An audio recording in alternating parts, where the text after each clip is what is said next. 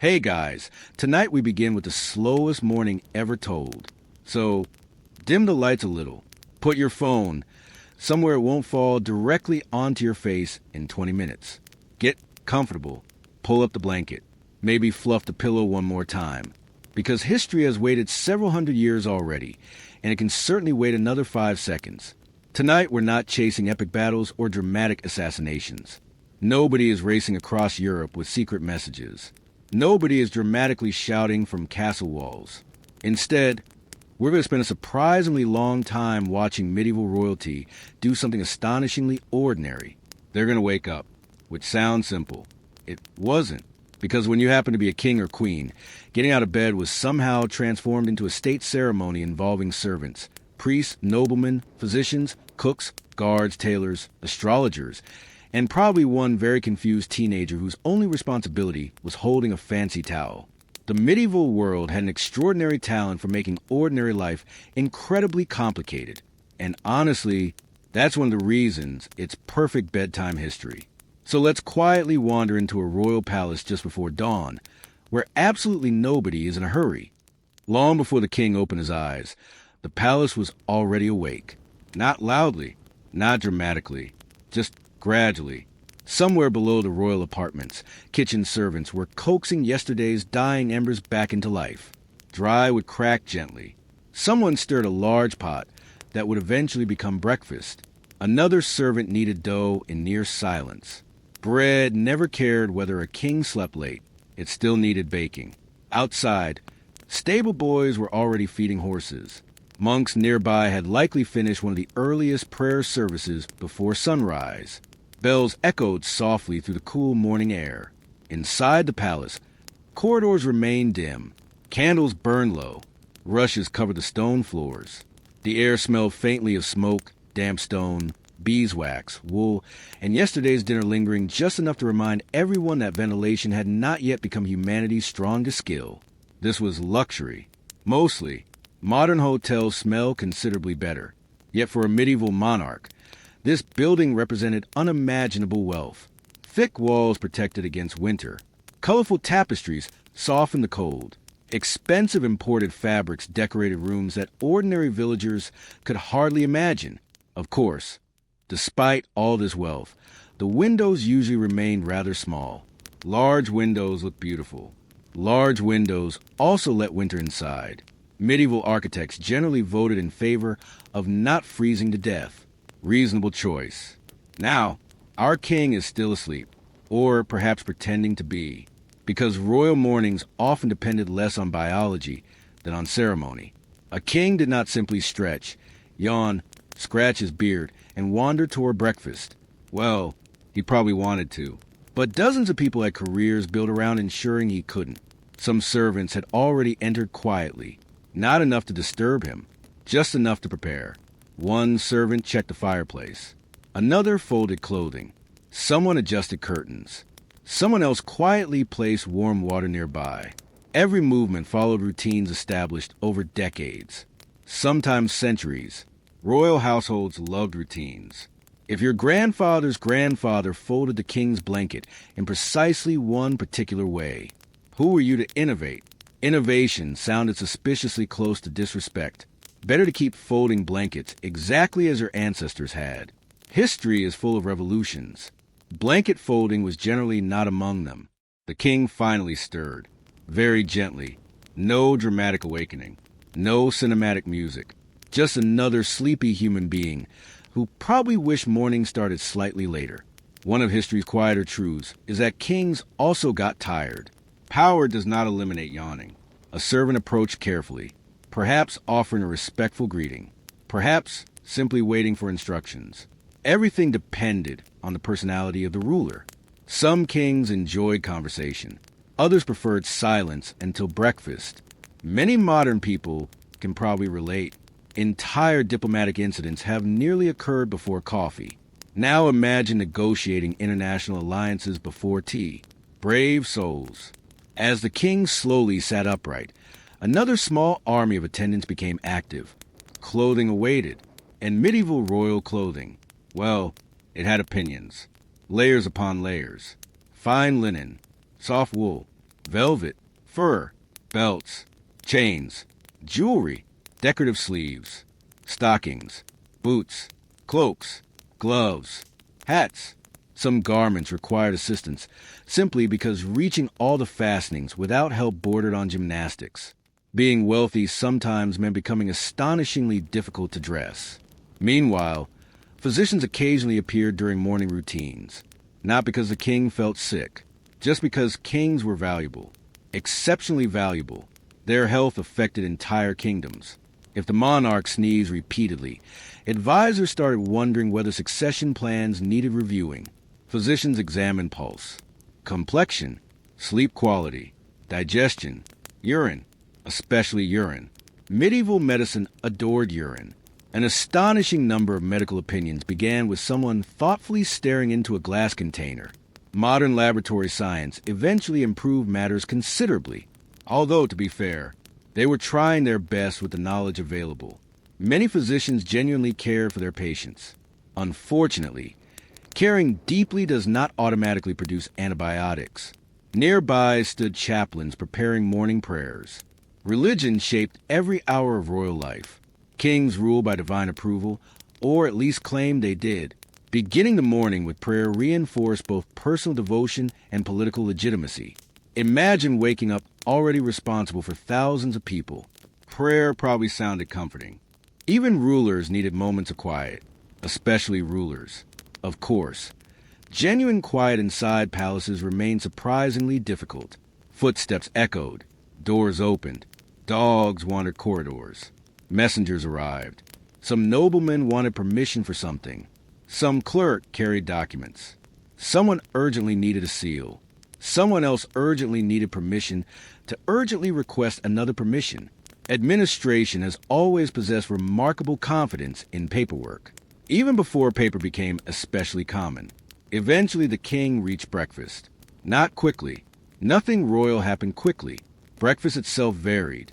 Fresh bread, cheese, ale, wine diluted with water, fruit during appropriate seasons, eggs, perhaps fish, perhaps cold meat, perhaps porridge, depending upon location, wealth, fasting rules, and personal preference.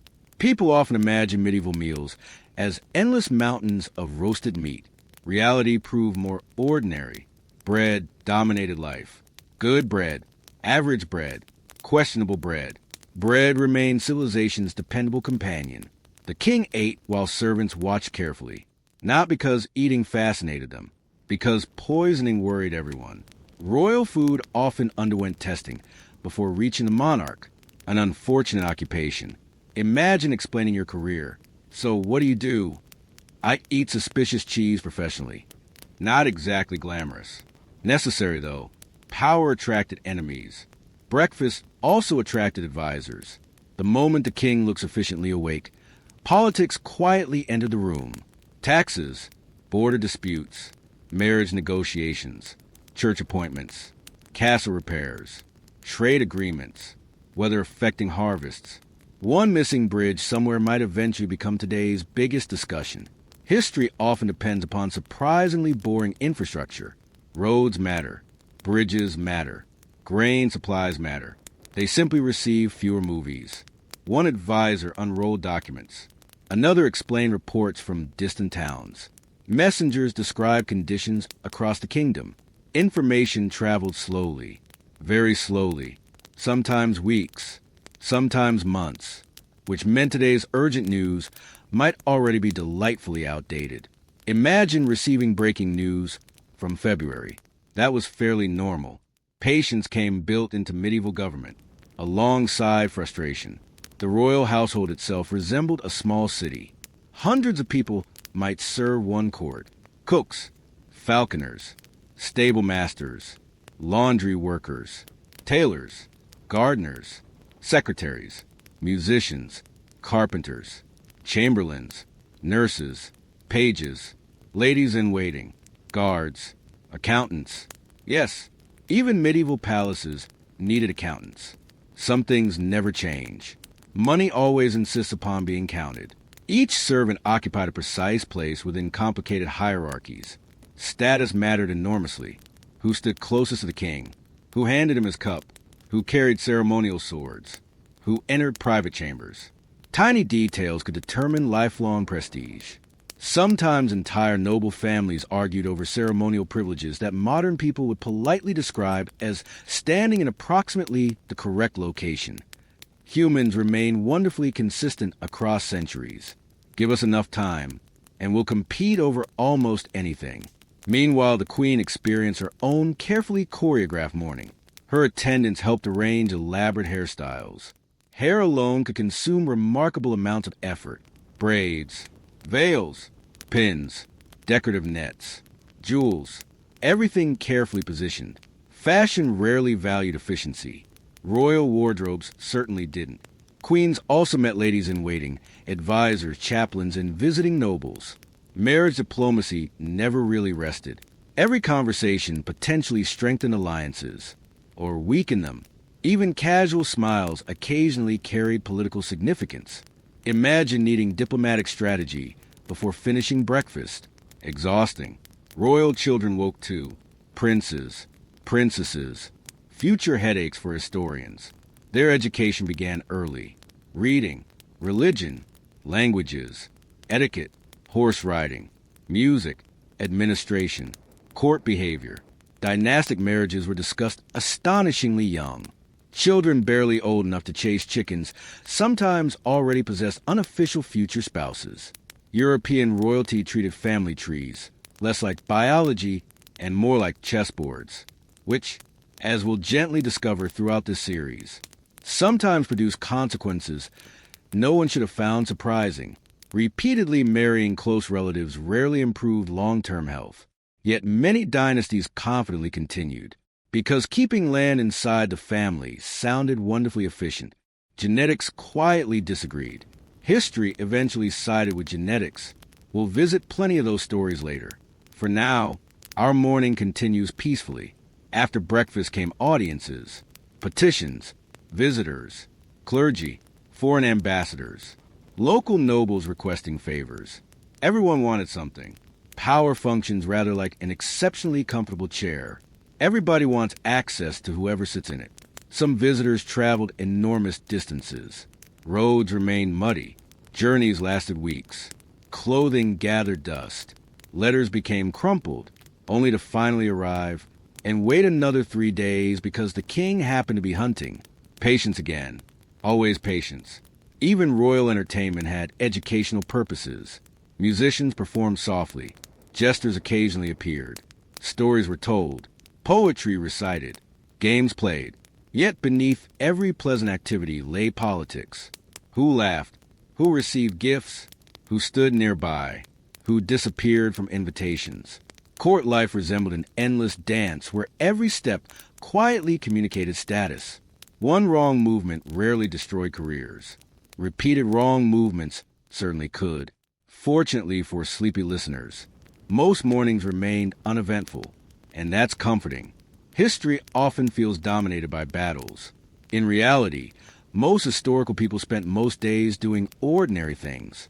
Eating, talking, waiting, walking, getting dressed, trying to stay warm, trying not to offend neighbors, trying to solve problems with incomplete information. Sound familiar? Human nature changes remarkably little. Technology changes. Buildings change. Medicine improves dramatically. Thankfully, yet people remain wonderfully recognizable. Kings worried about reputation. Queens worried about children. Servants worried about employment. Farmers worried about weather. Merchants worried about prices. Everyone worried about tomorrow. Some things never retire. Let's drift gently across Europe for a moment. In England, royal mornings followed similar rhythms, though shaped by English customs and seasons. French courts developed their own elaborate etiquette. Spanish monarchs surrounded themselves with famously rigid ceremony. The Holy Roman Empire, because simplicity apparently offended it personally, often layered additional complexity onto already complicated traditions. Of course it did. Europe excelled at inventing elaborate titles. You could spend years memorizing court offices. Master this, keeper that, grand supervisor of something astonishingly specific. Occasionally the titles sounded more exhausting than the jobs. Still, They mattered deeply. Ceremony reassured people. Predictability created stability. When everyone understood their place, courts functioned more smoothly. Mostly, at least until succession disputes appeared. Those tended to ruin perfectly organized mornings. But thankfully, that's another story. Today we're simply watching sunlight slowly spill through narrow palace windows. Dust drifts lazily through warm beams. Candles burn lower. Footsteps soften. Documents accumulate. Somewhere a dog curls beneath a bench. A cook wonders whether lunch preparations have begun early enough. A young page hopes not to spill wine. An elderly advisor quietly clears his throat before offering yet another opinion nobody requested, but everyone politely hears anyway. And our king? He's finally fully awake, only several hours after everyone else began working. One of the lesser-known perks of monarchy. Although, to be fair, remaining king 24 hours a day probably balanced things out. There were no weekends, no retirement plans, no anonymous walks through town. Every decision echoed across thousands of lives. Heavy crowns often rested upon sleepy heads. And perhaps that's the strangest contrast of all. Behind every magnificent throne sat an ordinary human being. Someone who woke slowly. Someone who disliked cold mornings. Someone whose breakfast occasionally arrived late. Someone who probably wished, every now and then, that getting dressed required fewer witnesses. As our slow medieval morning gently unfolds into another ordinary royal day, we'll continue wandering through these quiet lives together. Because sometimes the smallest routines reveal the biggest truths about history.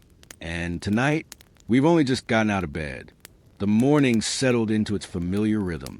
The king had eaten. The first stack of documents had appeared. The second stack was already on its way.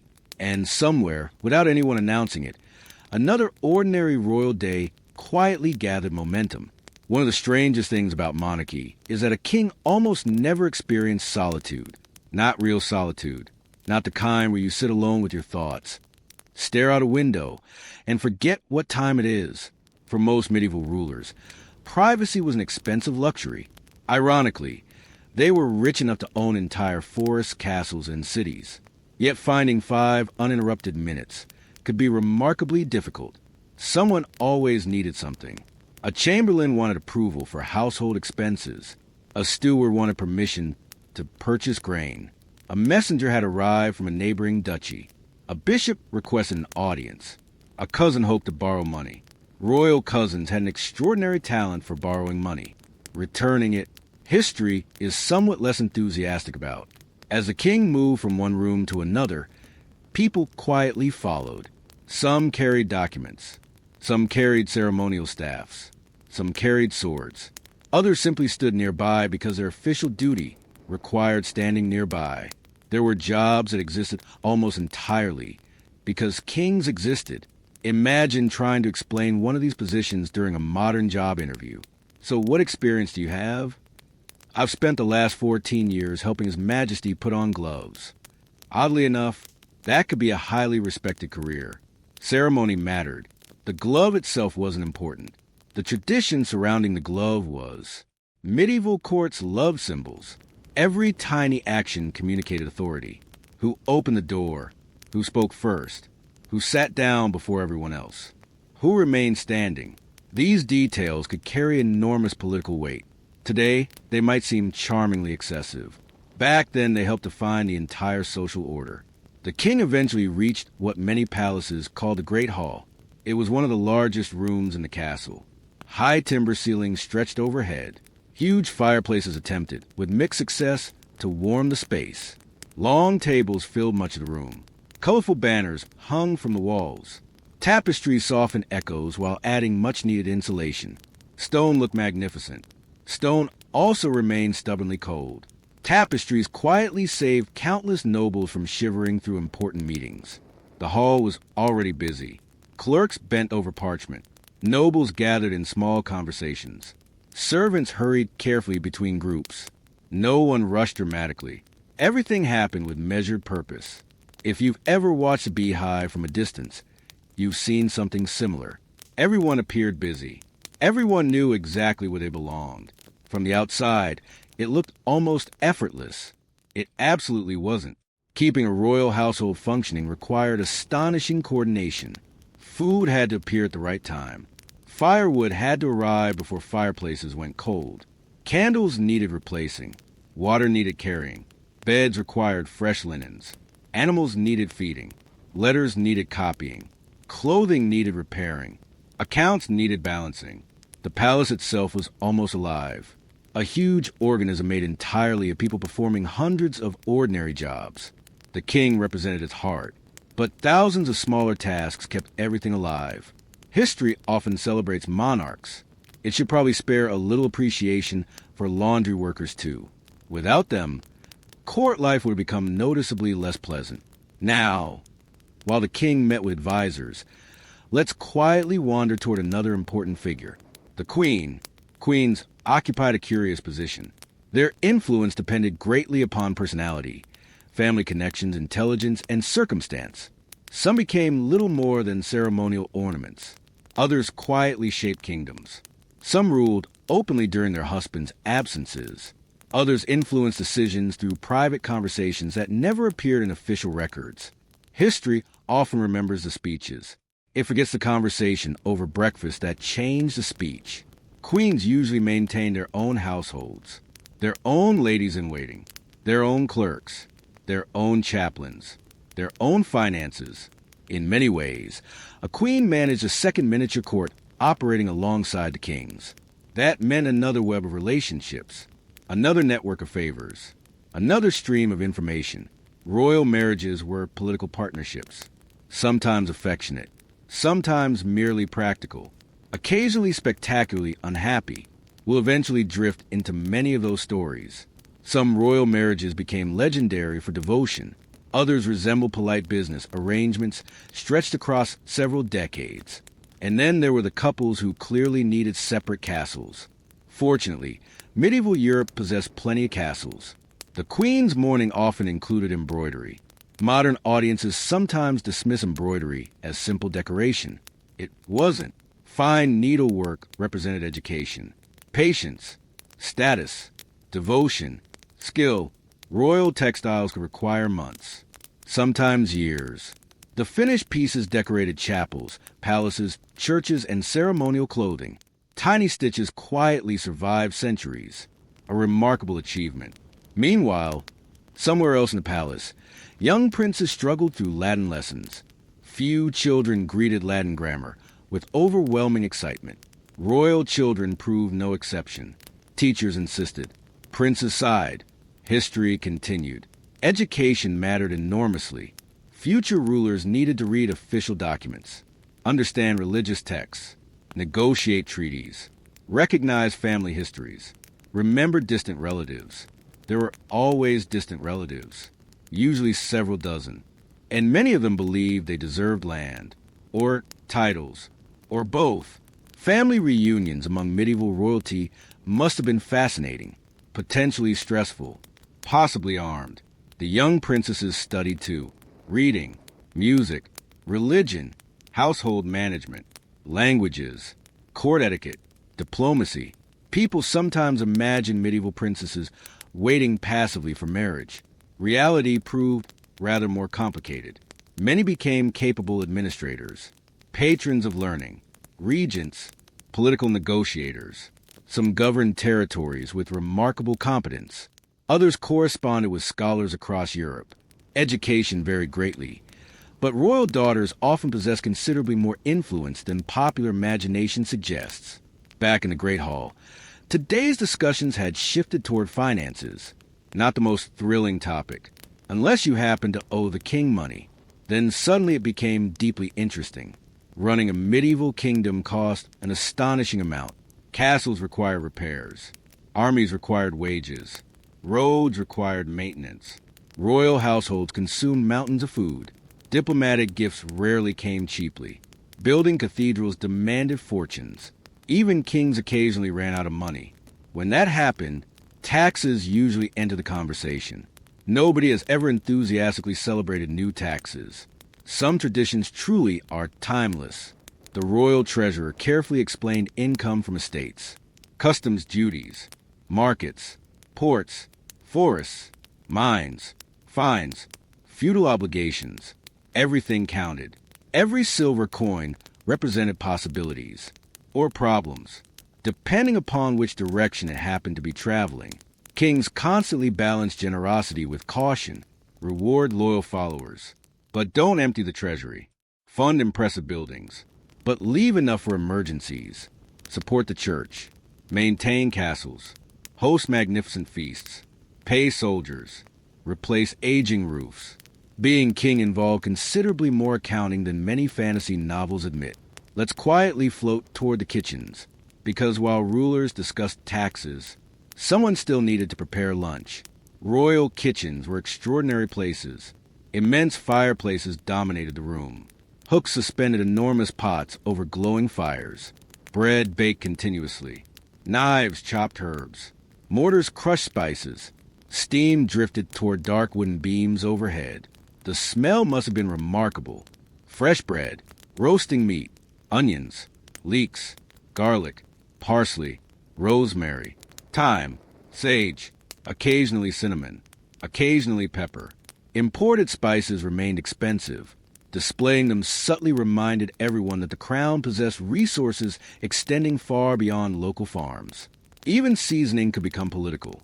The kitchen staff formed another intricate hierarchy. Master cooks supervised assistants. Bakers managed ovens. Butchers prepared meat. Scullions washed endless dishes. Water carriers trudged back and forth throughout the day. No dishwasher hummed quietly in the background. Only human effort. Hundreds of years before electricity, enormous meals still appeared with astonishing regularity. That alone deserves admiration. Now imagine carrying boiling soup across uneven stone floors while avoiding noblemen wearing long robes. Occupational hazards came in many forms. Elsewhere, scribes copied letters. The scratching sound of goose quills filled quieter rooms. Ink dried slowly. Mistakes proved frustrating. There was no convenient backspace key. No delete button. Only patience. And occasionally beginning again. Writing remained skilled work. Good handwriting reflected education and discipline. Beautiful manuscripts required extraordinary concentration. Every page represented hours of labor. Books themselves remained precious objects. A noble household might treasure a relatively small library. Each volume cost significant time and money. Reading was never taken for granted. Knowledge moved slowly, one carefully copied page at a time. Outside the palace walls, ordinary life continued. Farmers worked fields. Millers ground grain. Blacksmiths repaired tools. Merchants opened market stalls. Children chased chickens. Dogs barked. Church bells marked passing hours. The king's world depended entirely upon these ordinary people. Without harvest, there would be no taxes. Without taxes, no palace. Without craftsmen, no weapons. Without roads, no trade. Royal splendor rested upon countless unseen hands. History sometimes focuses upward, yet kingdom stood because millions quietly worked below.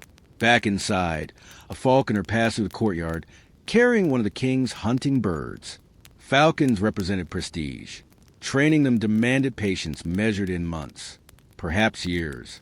The birds themselves were valuable enough to receive excellent care. Some enjoyed diets better than many peasants. History occasionally produces uncomfortable comparisons. Falcons certainly appreciated the arrangement. Dogs also occupied important positions. Hunting hounds, lapdogs, guard dogs, large shaggy companions sleeping beside fireplaces. Animals live surprisingly close to royal families. They offer companionship in lives often filled with formal obligation. Even kings appreciated loyal dogs. Dogs rarely asked for tax reform. The afternoon sun slowly climbed higher. Its light shifted across colorful stained glass. Dust floated lazily through quiet hallways. Servants replaced dying candles in darker rooms despite daylight outside. Palaces never seemed entirely bright. Their thick walls protected against enemies. They also discouraged excessive sunshine. The king eventually escaped official meetings for a brief walk through the gardens. Finally, a little fresh air. Medieval gardens served practical purposes as much as decorative ones. Herbs grew for medicine. Flowers scented the air. Fruit trees promised future harvests. Fountains murmured softly. Paths wound between carefully maintained beds. Gardens offered something increasingly rare inside royal life. A slower pace. Not privacy. Never complete privacy. Guards remained nearby. Attendants followed respectfully. But conversation often relaxed outdoors. Perhaps the king discussed philosophy.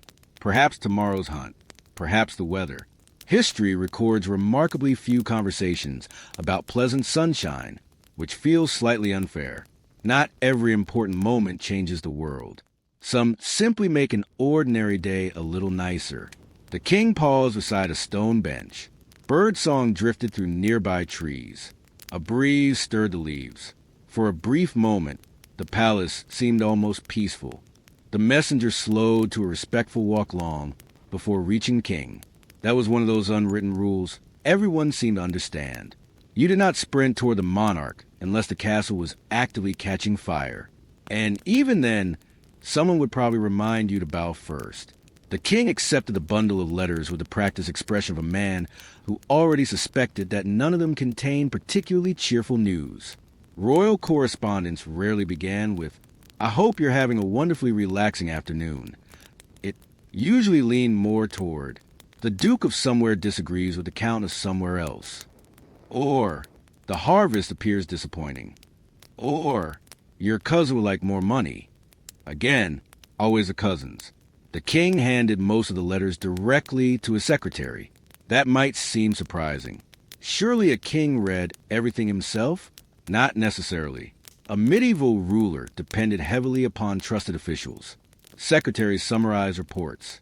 Chancellors organized paperwork. Experienced advisors separated urgent matters from routine business. Otherwise, a monarch could spend every waking hour reading parchment. Some probably did. Paperwork has quietly conquered every civilization. It simply changes shape over time. Today's overflowing email inbox has distant medieval ancestors. Only then, deleting messages involved considerably more fire. The walk through the gardens gradually ended. The palace drew everyone back inside. Not because another emergency had appeared, because lunch approached. Now, modern people often imagine medieval feasts as endless spectacles. Roasted boars, towering pies, entire peacocks somehow wearing their feathers again, musicians, jugglers, trumpets, enough food to feed several villages. Those events certainly happened, but they weren't everyday lunches. Even kings had ordinary meals, although ordinary remained a flexible word when your dining room contained 60 nobles and enough silver plates to blind a visitor on a sunny afternoon. The great hall slowly transformed. Servants unfolded heavy linen cloths across long wooden tables. Candles were trimmed. Fresh rushes sometimes scattered across portions of the floor. Pitchers of ale and watered wine appeared almost magically. In reality, dozens of exhausted servants had carried them. Magic usually receives too much credit. Human labor deserves more. At one end of the hall stood the high table. This was where the king, queen, close family members, honored guests, and the highest-ranking nobles sat. Everyone else arranged themselves according to rank, and rank mattered immensely. The distance between your chair and the king's chair quietly announced your importance. People noticed these things. They remembered these things. They occasionally held grudges about these things for decades. History contains surprisingly long arguments over seating arrangements.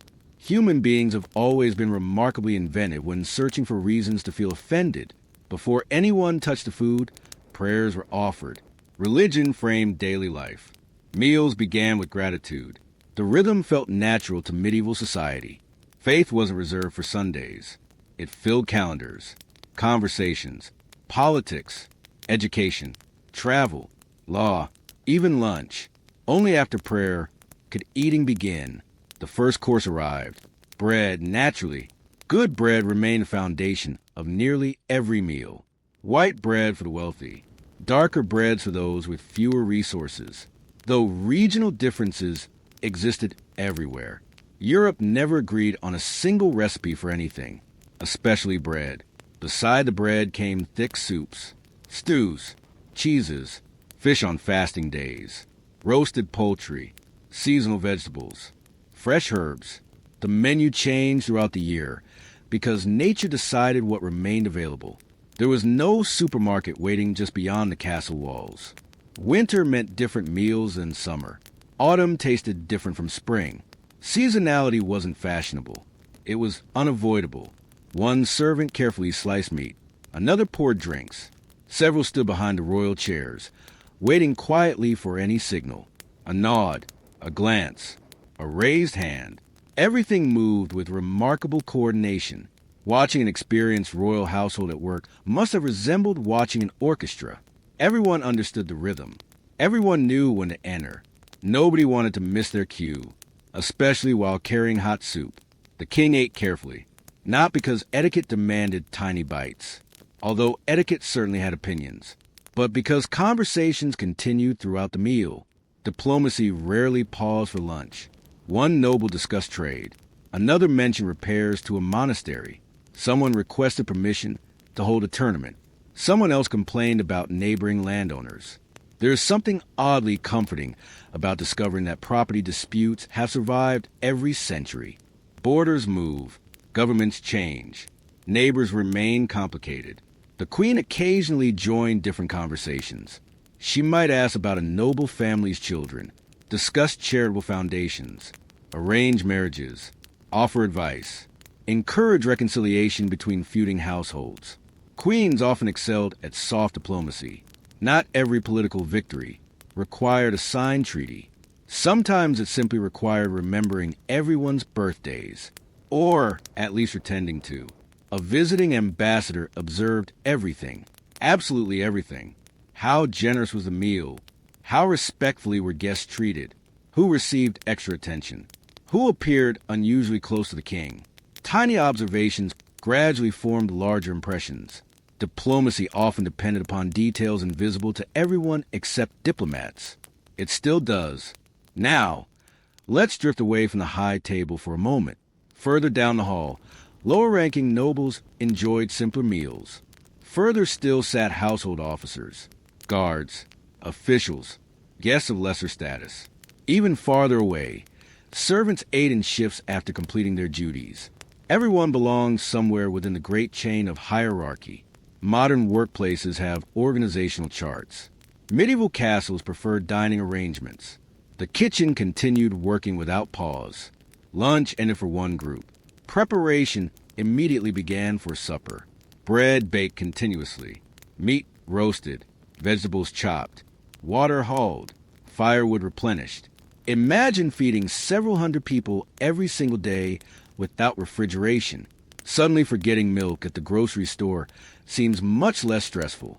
The chief cook possessed enormous responsibility. Spoiled food could make dozens of people ill. Burned meat reflected badly upon the household. Success meant nobody particularly noticed. Failure became unforgettable. Some professions remained wonderfully consistent. While everyone ate, musicians quietly performed. Nothing overwhelming. Soft harp melodies. Simple flutes. Perhaps a viol, an early bowed instrument whose gentle sound drifted through the hall like distant conversation. Music filled empty spaces. It softened silence without demanding attention. Perfect background for long meals. Perfect background for bedtime history, too. Jesters occasionally wandered through court. Contrary to popular imagination, successful jesters required remarkable intelligence. They navigated dangerous social territory. Entertain the king. Avoid genuine insult. Mock human nature. Avoid offending powerful families. A surprisingly delicate balancing act. A joke told to the wrong duke could become tomorrow's political problem. Comedy has always involved occupational hazards. Outside, clouds drifted lazily across the afternoon sky. The castle courtyard remained busy. Blacksmiths repaired horseshoes. Carpenters inspected wagons. Stable boys brushed horses until their coats shone.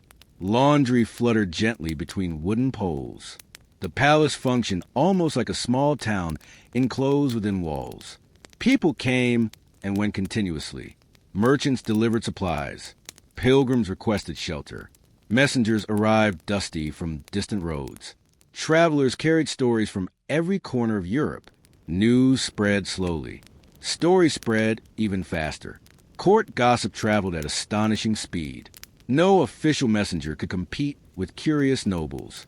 Imagine one lady-in-waiting quietly mentioning that a visiting prince looked unusually tired. Within 2 days, someone 3 kingdoms away might confidently report that the prince had become gravely ill. Rumors possessed remarkable stamina. Accuracy occasionally struggled to keep up. The king himself sometimes heard exaggerated versions of events taking place inside his own palace. Human beings remain exceptional storytellers, especially when facts leave convenient empty spaces. Let's quietly visit the royal chapel. Unlike the noisy hall, this room invited calm. Candles flickered before painted icons. Colored sunlight slipped through stained glass. Incense lingered gently in the cool air. Stone walls echoed the softest whispers. Here, the king could kneel. The queen could pray. Members of the household entered throughout the day, not because anyone demanded constant attendance, because faith naturally wove itself into ordinary routines. Prayer offered structure, comfort, reflection, perhaps even a few precious moments without someone asking for another royal decision. Although outside the chapel door, another official probably waited patiently with fresh paperwork. Of course he did. Royal life excelled at interrupting quiet moments. From the chapel, let's float gently toward the royal library. Calling it a library might sound grand. Compared with modern libraries, it remained modest, perhaps dozens of books, perhaps a few hundred in particularly wealthy courts. Yet every volume represented extraordinary value. Books were copied by hand. Each page demanded concentration, patience, skill, ink, parchment, time. A single manuscript might require months of labor. Some took years. Imagine spending 2 years creating one book. You would probably hope nobody spilled soup on it. The king occasionally read. Many rulers genuinely enjoyed history, religious writings, philosophy, law, poetry. Others preferred listening while scholars read aloud. Reading silently became common gradually.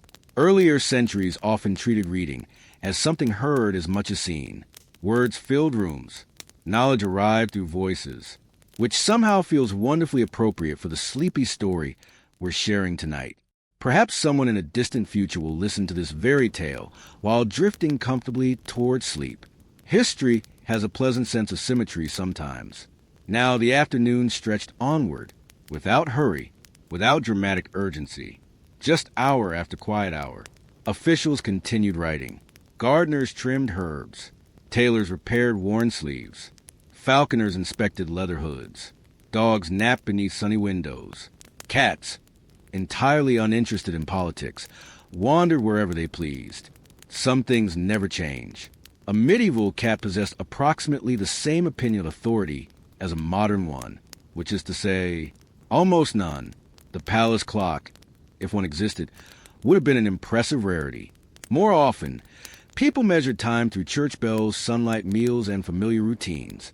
Life flowed according to rhythms rather than precise minutes. Nobody announced it was exactly 2:37 in the afternoon. Instead, it was simply after dinner and before evening prayers. Oddly enough, that sounds much less stressful. As the shadows slowly lengthened across the castle courtyard, another gentle phase of the day approached. Visitors departed. Meetings wound down. The heat from the kitchen shifted toward preparing the evening meal. The pace softened. Even medieval bureaucracy eventually became tired. By late afternoon, the castle had settled into a quieter rhythm. Not silent. Castles were almost never silent. Somewhere, a hammer still tapped against iron. Somewhere else, a maid quietly swept the rushes covering a stone floor. A horse stamped its hoof in the stable. A dog barked once, decided that was enough excitement for the day, and immediately returned to doing absolutely nothing. The king looked out from one of the palace windows. The glass was uneven. Tiny ripples distorted the landscape beyond. Medieval glassmakers were incredibly skilled, but perfectly flat windows belonged to another age. The world outside appeared slightly wavy, almost dreamlike. Fields stretched toward distant villages. Thin lines of smoke rose from cottages where ordinary families were beginning to prepare their evening meals. Farmers were already returning from fields. Oxen moved slowly. Children chased one another along dusty paths. The king ruled all of this, at least in theory. In practice, ruling a medieval kingdom resembled trying to organize thousands of people scattered across forests, rivers, mountains, and muddy roads using handwritten letters carried by tired horses. Communication demanded patience, a great deal of patience. If a village 50 miles away experienced a problem today, the king might not hear about it until next week. If a noble decided to ignore royal instructions, that might take even longer. Modern governments move at remarkable speed compared to medieval ones. Of course, modern governments also have email. History occasionally turns on surprisingly ordinary inventions. Back inside the palace, servants quietly prepared for supper. Unlike the grand feast reserved for celebrations, most evening meals remain practical, still generous by ordinary standards, still carefully arranged, still surrounded by ceremony, just slightly less overwhelming than a coronation banquet. The kitchens had not rested since breakfast. They never truly rested. Fresh loaves emerged from ovens throughout the day. Pots simmered gently over enormous hearths. Spices were measured carefully. Nothing expensive was wasted. Pepper, cinnamon, cloves, saffron, these precious ingredients had traveled astonishing distances. A pinch of spice represented months of trade across deserts, mountains, and seas. A medieval cook handling imported pepper held something almost as valuable as silver. No wonder recipes often called for surprisingly small amounts. Nearby, the royal baker inspected every loaf before it left the ovens. Bread was serious business. If today's bread disappointed the king, everyone would know by sunset. Not because the king necessarily complained. Because kitchens possess their own invisible network of gossip. Someone always knew who burned the pies. Someone always knew who oversalted the soup. Long before social media, kitchens had perfected rapid information sharing. Supper approached with the same careful choreography as lunch. The hall filled again. Candles replaced sunlight. Outside, twilight gradually softened the outlines of towers and walls. Inside, hundreds of tiny flames danced against polished metal and richly colored tapestries. The room looked warmer than it actually felt. Stone buildings had an unfortunate habit of storing winter inside them. Even in warmer months, evenings could become surprisingly chilly. The king arrived. Everyone else adjusted accordingly. Meals followed hierarchy almost instinctively. No one needed constant reminders. Centuries of tradition handled that quite efficiently. Today's conversation proved lighter. Much of the serious administration had already concluded. Now people discuss hunting, weather, pilgrimages, music, news from distant courts. Occasionally someone told a funny story. Not loud laughter, not dramatic performances. Just quiet amusement shared among people who had spent the entire day navigating complicated politics. Even kings appreciated ordinary conversation. The queen asked after a visiting noblewoman's family. A bishop described repairs to a nearby monastery. A young knight enthusiastically explained a new hunting hawk. Everyone listened politely. Whether anyone genuinely cared about the hawk remained difficult to determine. Court etiquette often required interest. Fortunately, polite nodding has survived into modern times. One curious feature of medieval dining was the absence of forks in much of Europe for long periods. Knives and spoons handled most meals. Bread itself often acted as a practical utensil. At first, that might seem unusual. Then again, bread has always been wonderfully adaptable. A plate, a spoon, a meal, sometimes all three at once. Toward the edges of the hall, musicians quietly returned. The melodies remained gentle. Nothing demanded applause. The music simply drifted through conversation like a soft breeze through an open garden. Harps remained popular. Small pipes. Stringed instruments. Occasionally voices joined together in simple songs. Not every performance sought greatness. Sometimes pleasant background music was enough. It usually is. As darkness settled outside, the castle gates closed at night. Heavy wooden doors swung shut. Iron bolts slid into place. Guards took their evening positions along the walls. Torches flickered above the entrance. Night transformed the castle. The bustle of merchants disappeared. travelers stopped arriving. Only the occasional late messenger disturbed the growing quiet. For everyone else, tomorrow could wait, mostly within the royal apartments. Another set of routines quietly began. Servants prepared the king's chamber. Fresh candles, clean water, additional blankets if the weather promised cold temperatures. The fireplace received another careful arrangement of logs. Someone inspected the bed, not because kings couldn't inspect beds themselves, because dozens of palace positions existed precisely to prevent kings from needing to. Luxury often meant delegating astonishingly ordinary tasks. The royal bed itself deserves a moment of appreciation. It was nothing like the enormous mattresses we enjoy today. Instead, thick ropes supported the frame. Mattresses stuffed with feathers, straw, or rested above them. Heavy curtains surrounded the bed. Those curtains weren't merely decorative. They trapped precious warmth. In a drafty stone palace, every bit of insulation mattered. Sleeping inside a curtained bed was almost like creating a tiny heated room within a much larger cold one. Quite clever, really. Meanwhile, the queen retired to her own evening routine. Ladies in waiting carefully removed elaborate jewelry. Pins disappeared one by one from carefully arranged hairstyles.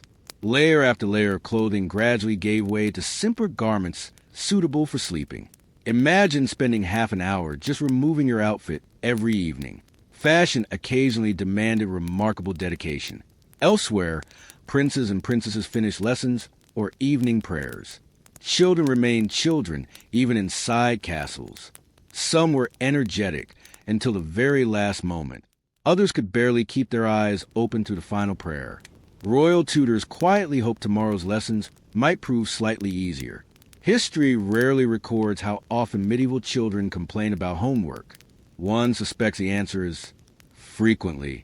The household chaplain gathered members of the court for evening prayers. Candles glowed softly inside the chapel. Voices echoed gently beneath stone arches. For a few peaceful moments, politics faded into the background. Even kings eventually became simply another soul kneeling in quiet reflection. That image often surprises people. We remember crowns. We forget humility. Yet, many rulers sincerely believe they answered to a higher authority. Whether they always behaved accordingly, well, history provides mixed reviews. After prayers, the palace gradually emptied. Not literally. Hundreds of people still remained inside, but hallways grew calmer. Footsteps became less frequent. Doors closed. Voices lowered. Even the dogs seemed to recognize that the day was ending. Only a handful of officials continued working by candlelight. Scribes copied one last document. Accountants checked figures for tomorrow. Guards changed shifts. A physician quietly prepared herbal remedies should anyone require them overnight.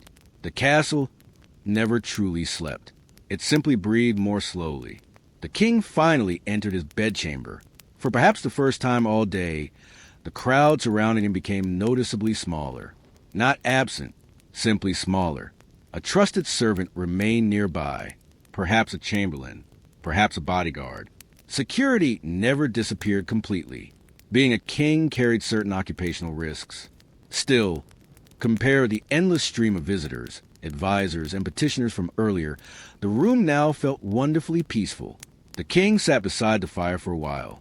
No meetings, no speeches, no judgments, just the gentle crackling of burning wood. Maybe he looked through tomorrow's schedule. Maybe he read a few pages from a favorite manuscript. Maybe he simply watched the flames. People have enjoyed staring into fires for thousands of years. There's something strangely calming about it. Some comforts ignore the passing centuries. Outside, stars slowly appeared above the castle towers. Without electric lights, the night sky looked astonishingly bright. The Milky Way stretched across the heavens. Constellations familiar to medieval astronomers slowly wheeled overhead. Many people believe the stars influenced earthly events. Kings consulted astrologers. Queens occasionally did too. Modern science eventually took a different path. Still, one can understand the fascination. On a clear medieval night, the sky must have looked almost impossibly beautiful. Eventually, the final candles were extinguished. One by one, Darkness settled gently across the palace. Servants withdrew quietly. The king climbed into bed. Heavy curtains closed around him. The fire continued glowing softly. Outside, guards paced along silent walls. Somewhere in the distance, an owl called into the darkness. Another ordinary royal day had ended. No dramatic battles. No secret conspiracies. No heroic speeches. Just hundreds of ordinary moments that quietly held an entire kingdom together. And perhaps that's the real surprise. History is not only made by extraordinary days. It is also built from mornings that begin slowly, afternoons filled with paperwork, simple conversations over bread, and evenings that refuse to hurry. Tomorrow, the bells will ring again. The kitchens will wake before sunrise. Servants will light the fires. Letters will arrive. The king will slowly open his eyes. And the rhythm of medieval life will begin all over again. Because for most of history, greatness wasn't constant excitement. It was simply another day lived very, very slowly. The last formal conversation of the evening had quietly disappeared into silence.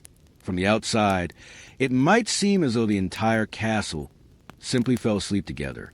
It didn't, not even close. A medieval palace never truly slept. It merely changed shifts. As the royal household drifted into dreams, another group of people quietly became responsible for keeping the kingdom's center alive until dawn. Let's leave the warm royal chamber for a while. Close the door gently, careful not to wake anyone, and wander into the corridors.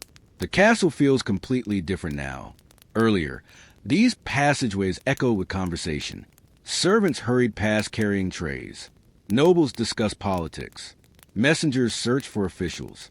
Dogs wandered between busy feet. Now, only a handful of candles remained lit. Their flames flickered softly whenever a draft slipped beneath an old wooden door. Long shadows stretched across uneven stone floors. The tapestries hanging from the walls looked strangely different at night. By daylight, they displayed heroic kings, hunting scenes, saints, or ancient battles. By candlelight, they became gentle silhouettes. History itself seemed to slow down. The silence wasn't complete. It never was. Somewhere, a log shifted inside a fireplace. A horse stamped quietly in the stable yard. Wind brushed against wooden shutters. Far above, rain clouds drifted across the moon. Stone buildings have their own language after dark. Tiny creaks, soft echoes, the occasional settling sound that makes an enormous castle feel almost alive. No wonder people invented ghost stories. Spend enough nights inside a 1,000-year-old fortress, and every unusual noise begins sounding remarkably mysterious. Most of the time, it was simply old timber reminding everyone that what expands and contracts. Far less exciting than ghosts. Much better for sleeping. Near the main entrance stood the night guard. His world differed completely from the king's. While the monarch rested beneath embroidered blankets, the guard wrapped himself in a thick wool cloak against the evening chill. He leaned lightly on a spear polished smooth by years of use. His greatest enemy tonight would probably be boredom. History rarely celebrates boredom, yet boredom protected kingdoms remarkably well. A quiet night usually meant nothing terrible had happened. That was considered success. Every so often the guard walked slowly along the walls. Torchlight reflected faintly from his helmet. He looked across fields now hidden beneath darkness. The villages beyond the castle had also settled for the night. Only a few scattered lights remained visible. Most people could not afford to waste candles. Wax was expensive. Oil required careful use. Darkness arrived naturally every evening. People simply learned to live alongside it. Modern cities almost never become truly dark. Medieval Europe certainly did. When clouds covered the moon, entire landscapes disappeared. The stars became travelers' companions. The moon became everyone's lantern. Let's quietly climb the narrow spiral staircase leading to the highest tower. Take your time. Medieval stairs were designed with defense in mind, not comfort. The steps are uneven, some surprisingly shallow, others unexpectedly tall. Builders rarely expected people to race upstairs carrying coffee. At the top waits another guard. He watches the countryside in every direction. Hours pass. Nothing changes. That again, is excellent news. Sometimes history advances through dramatic moments. Sometimes it advances because absolutely nothing happens. A peaceful night can be one of civilization's greatest achievements. Below, inside the castle kitchens, the fires have burned lower. Only a few workers remain. Someone stirs the ashes. Another hangs heavy iron pots where they'll be ready before dawn. Fresh dough has already been prepared for tomorrow. Bread begins long before breakfast. The baker understands something kings occasionally forget. Morning always arrives. Preparation matters. In one corner, a young kitchen servant finally sits down. Perhaps this is the first opportunity all day to rest aching feet. He has carried water, split firewood, scrubbed tables, washed dishes, swept floors, lifted sacks of flour heavier than himself. No royal chronicler will record his name. History often remembers the banquet. It forgets the tired hands that prepared it. Yet, without those hands, there would have been no banquet at all. The same quiet story repeats throughout the palace. A laundress finishes folding linen. A stable boy checks the horses one final time. A carpenter stores his tools. A gardener covers delicate herbs against unexpected frost. Every ordinary job quietly supports every extraordinary one. Kings depend upon invisible people. Most powerful individuals always have. Let's wander toward the stable. The air smells pleasantly different here. Fresh hay, leather saddles, warm horses, a faint scent of oats. The animals sleep standing or resting quietly inside sturdy wooden stalls. Some belong to knights, some to messengers. A few are reserved exclusively for the king. Royal horses receive exceptional care, not because horses understand politics, because they understand roads. A healthy horse might carry urgent news across dozens of miles. In medieval Europe, speed often depended upon 4 strong legs. Nearby, hunting dogs curl together beneath blankets of straw. One opens an eye briefly as someone passes.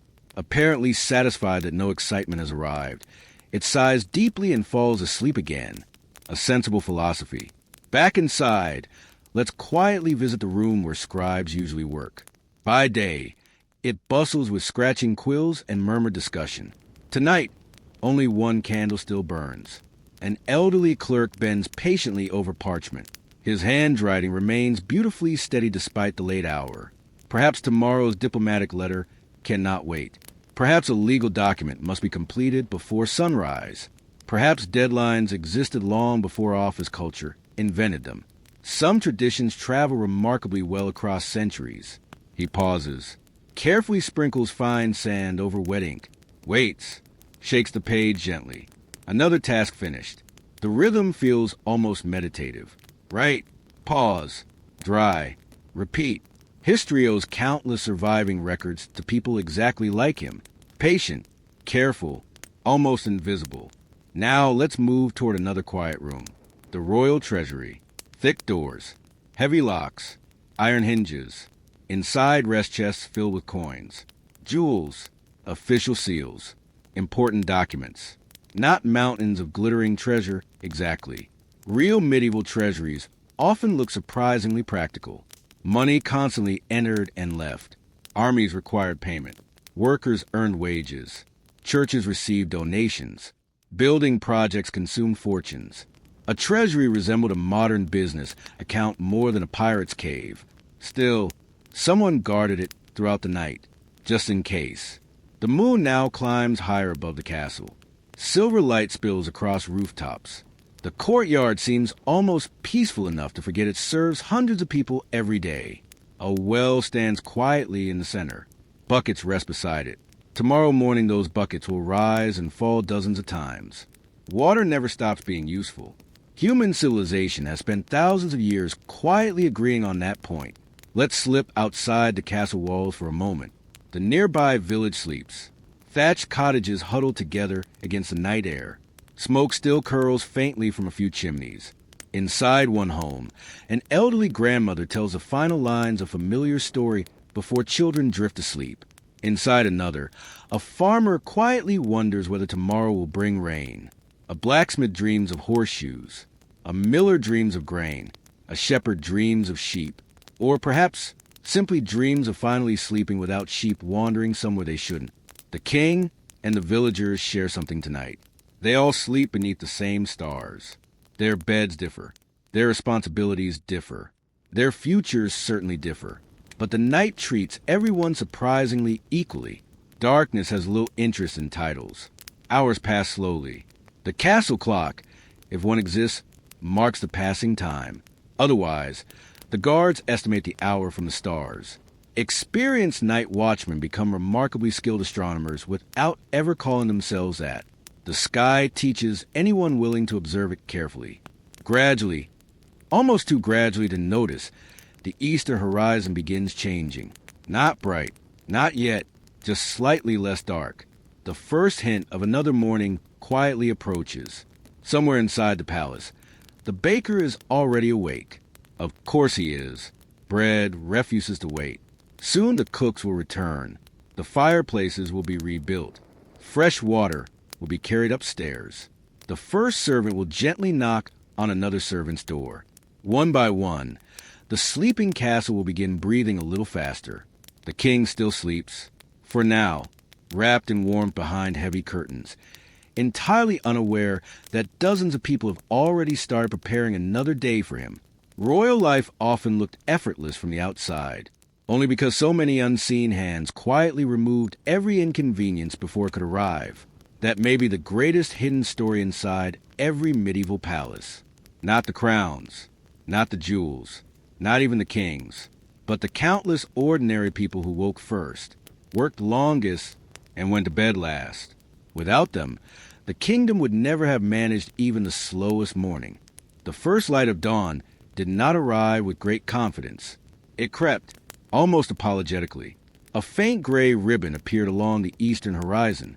The stars faded one by one, not because they wished to leave, but because the sun had patiently waited its turn. For a few quiet moments, the entire kingdom seemed suspended between yesterday and today. The castle still looked asleep, but if you listened carefully, you could hear it waking. Somewhere deep below the royal apartments, someone unlocked a heavy wooden door. Another servant quietly crossed the courtyard, carrying 2 buckets of cold water balanced on a shoulder pole. A rooster, convinced beyond all evidence that he personally controlled the sunrise, announced another successful morning. The sun ignored him completely and rose anyway. Roosters have maintained extraordinary confidence throughout history. The baker had already been working for hours. Fresh loaves rested on wooden shelves, cooling slowly while the kitchen filled with a familiar scent of warm bread. That smell drifted through nearby corridors. One suspects it must have been one of the most comforting aromas in medieval life. Even today, fresh bread has a remarkable ability to improve almost any morning. Some inventions never surpass it. A young kitchen servant carried baskets toward the pantry. Another checked barrels of ale. Contrary to modern expectations, ale often appeared at breakfast, not because medieval people hoped to begin each day with a celebration. Water quality could vary considerably. Weak ale was frequently safer and surprisingly ordinary. Daily life rarely resembled the endless drinking festival popular imagination sometimes imagines. Most people simply wanted something reasonably safe to drink. Practicality usually won. Meanwhile, upstairs, the royal bedchamber remained peacefully quiet. The king still slept, or perhaps hovered in that pleasant place where one slowly realizes morning has arrived while hoping nobody notices. Unfortunately for kings, someone always noticed. Outside the chamber stood a trusted gentleman of the household. He waited patiently, not tapping his foot, not sighing dramatically, simply waiting for the appropriate moment. Royal etiquette loved appropriate moments. Everything had one. Wake too early? Disrespectful. Wake too late? Potentially awkward. Wake at precisely the expected time? Perfect. History contains astonishing amounts of effort devoted to timing. Eventually, the chamber door opened, very quietly. One servant entered carrying fresh linen. Another followed with warm water in an ornate basin. A third carried folded clothing. By modern standards, this may seem like an extraordinary number of people witnessing someone wake up. It absolutely was. Yet, this represented normal court life. Privacy belonged more to ordinary villagers than to kings. Ironically, a farmer could wake entirely alone. A monarch required an audience before breakfast. The king slowly opened his eyes. No dramatic trumpet, no choir, just another sleepy human being adjusting to another ordinary day. He probably stretched, perhaps rubbed tired eyes, maybe wondered whether another hour beneath the blankets might somehow become politically acceptable. It wouldn't. Duty waited patiently outside the curtains. One servant carefully drew them open. Morning light entered gradually. The room looked completely different than it had by candlelight. Rich fabrics revealed deep reds and blues. Carved wooden furniture caught the sunlight. Dust floated lazily through warm golden beams. Even royal bedrooms contained dust. History remains wonderfully democratic in certain matters. Dust visits everyone. The king sat upright. Immediately, the morning ritual began. Today, something as simple as washing his face became surprisingly elaborate. Warm water had already been prepared. Heating water required effort. Someone fetched it. Someone carried it. Someone ensured it remained warm enough. Modern plumbing performs miracles we rarely appreciate. The king washed his face and hands using fine linen towels. Soap certainly existed, though it differed from modern varieties. Depending upon the region, scented herbs sometimes accompanied washing. Rosemary, lavender, mint. Small comforts transformed ordinary routines into pleasant experiences. Cleanliness often surprises people studying medieval history. The common myth claims nobody washed. Reality proves considerably more nuanced. Bathing habits varied enormously across centuries, regions, wealth, religion, climate, and available facilities. Many medieval people appreciated cleanliness. Warm baths remained popular in numerous towns. Hands were washed before meals. Faces each morning. Linens changed regularly among wealthier households. Did medieval hygiene equal modern standards? Certainly not. Did everyone spend life permanently filthy? Also no. History usually prefers complexity over stereotypes. After washing came grooming. Now, royal grooming could occupy remarkable amounts of time. Barbers entered the picture. Barbers in the medieval world performed much more than haircuts. Depending on time and place, they might trim beards, cut hair, treat small wounds, pull teeth, occasionally perform bloodletting.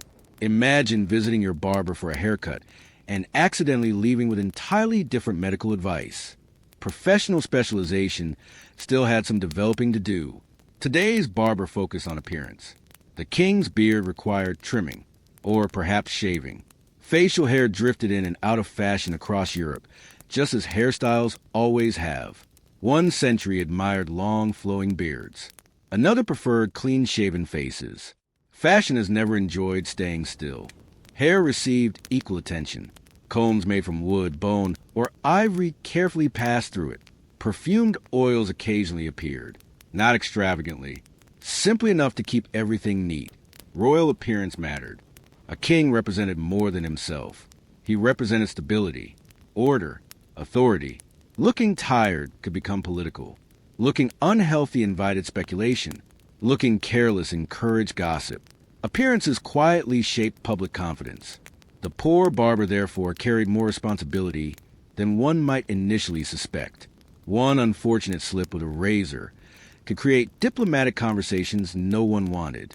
Fortunately, experienced royal barbers possessed exceptionally steady hands. While grooming continued, several attendants quietly arranged the day's clothing nearby. Let's pause for a moment, because dressing a medieval king deserves appreciation. Not admiration exactly. Appreciation. The process began with linen undergarments, fresh and carefully prepared. Then came stockings. Then additional layers. Doublets, tunics, belts, decorative collars. Perhaps fur depending upon weather. Fine cloaks if public appearances awaited. Jewelry remained tasteful rather than excessive for ordinary business. Though ordinary remains an amusing word when discussing monarchy. Every garment had been sewn by skilled craftspeople. Every embroidered thread represented hours of patient work. Tailors rarely rushed. Clothing cost too much for carelessness. Buttons, surprisingly, had become increasingly fashionable in later medieval centuries. Before widespread buttons, pins, laces, brooches, and belts handled much of the work. Dressing involved considerable cooperation. No wonder wealthy people employed assistants. Imagine fastening 20 separate layers before your first meeting of the day. Modern jackets suddenly seemed wonderfully efficient. Nearby stood the master of the wardrobe, an impressively dignified title. His responsibilities extended far beyond choosing pleasant colors. He supervised valuable fabrics, maintained expensive garments, organized ceremonial clothing, recorded purchases, protected royal property. An entire department existed simply to manage clothing. Kings accumulated wardrobes astonishing enough to require administration. Somewhere, an accountant quietly counted socks. History hides wonderful little details like that. Once fully dressed, the king looked completely transformed. A sleepy man had become a symbol of government. Interesting how clothing can accomplish that. The same person, the same thoughts, the same lingering wish for another few minutes in bed. Yet now every embroidered thread announced authority. Outside, the palace had fully awakened. The courtyard bustled once more. Stable boys exercised horses. Blacksmiths relit their forges. Messengers mounted fresh horses for journeys across the kingdom. Servants hurried between buildings carrying baskets, tools, and bundles of firewood. The rhythm from yesterday had returned. Almost exactly. Routine provided comfort. Predictability created stability. People knew where they belonged. Most mornings resembled the one before. History often changes slowly enough that those living through it barely notice. The king stepped toward the window. Morning mist still hovered above nearby fields. The village beyond the castle slowly emerged as sunlight strengthened. Smoke rose from cottages. Farmers had already begun another day's labor. A shepherd guided sheep toward open pasture. Life unfolded at different speeds. Villagers started working before sunrise. The king had only recently finished washing. Different worlds, connected by the same kingdom. A secretary appeared, quietly carrying today's first collection of letters. Naturally, paperwork had returned. It always returned. Perhaps one message came from a monastery requesting permission to expand its lands. Another described repairs needed at a distant bridge. Another reported successful harvests. Another mentioned poor weather near the coast. Piece by piece, the kingdom arrived folded inside parchment. The king broke the first wax seal. Read slowly. Thought carefully. History enjoys presenting rulers as endlessly decisive. Real decisions often require reflection, consultation, discussion, sometimes uncertainty, sometimes waiting. Knowing when not to rush can be just as important as knowing when to act. Outside the chamber, breakfast preparations neared completion. The familiar aroma of bread drifted upward once again. Butter, cheese, fresh herbs, warm porridge. The simple comforts of another morning. The castle had completed its remarkable transformation. Only a short while ago it had rested beneath moonlight. Now it buzzed gently with life. The slowest morning ever told had somehow become another working day. And we've only just finished washing our face. The king had finished dressing. Breakfast waited downstairs. The first advisors were already arranging today's discussions. From the outside, everything appeared perfectly organized, almost effortless, as though castles simply functioned because kings existed. But let's quietly slip away from the royal apartments for a while. The king will be perfectly fine, without us for an hour. He has approximately 70 people making sure of that. Instead, let's wander into the hidden world that most chronicles barely mention, because behind every glittering throne stood an invisible kingdom of ordinary workers. They did not wear crowns. Their portraits rarely hung in galleries. History almost never remembered their birthdays. Yet without them, royal life would have collapsed before breakfast. Our journey begins before sunrise once again. Not because we enjoy waking up early. Quite the opposite. But the servants had little choice. Long before the king stirred beneath his feather mattress, a laundress was already awake. Her room was simple. A narrow bed, a wooden chest, perhaps a single stool, a wool blanket carefully folded at the foot of the bed. Nothing luxurious, nothing extravagant, just enough. She dressed quickly, Not because anyone ordered her to rush, because she knew the rhythm of the palace. If she started late, everyone else eventually noticed. Laundry sounds wonderfully ordinary, until you remember there were hundreds of people living inside some royal households. Hundreds of shirts, hundreds of towels, tablecloths, napkins, curtains, bed linens, ceremonial robes, kitchen cloths, stable blankets. The castle generated an astonishing amount of fabric, and every piece eventually became dirty. Modern washing machines perform quiet miracles. Medieval laundresses performed them personally. Water had to be carried, sometimes from wells, sometimes from nearby rivers, sometimes heated over enormous fires. Heavy wooden tubs waited patiently. Soap, usually made from animal fat and lye, helped remove dirt. The work was physical. Endless lifting, scrubbing, rinsing, twisting heavy wet linen until tired arms protested. Then came drying. Sunny days became treasured opportunities. Rain transformed everything into a slow exercise in patience. The laundress probably measured time differently from the king. He thought in terms of councils and treaties. She thought in terms of weather. Clouds mattered. Sunshine mattered. A sudden afternoon shower could undo hours of careful work. Nature quietly supervised everyone's schedule. Let's leave the laundry yard for a moment and follow another servant. A young stable boy pushes open the heavy stable doors. Immediately the horses recognize him. Soft snorts echo through the dim building. Hooves shuffle gently against fresh straw. Warm breath hangs in the cool morning air. The horses know breakfast has arrived. Animals rarely need clocks. Routine teaches them remarkably well. The stable boy begins with water, fresh buckets, one stall after another. Then oats, hay, a quick inspection of every animal. Any cuts? Any swelling? Any loose shoes? Royal horses represented enormous investments. Some had carried kings into battle. Others transported messengers across entire kingdoms. A lame horse delayed important news. A healthy horse shortened distances. Empires often traveled at exactly the speed of their strongest animals. The boy speaks softly while working, not because horses understand medieval politics, because horses appreciate calm voices.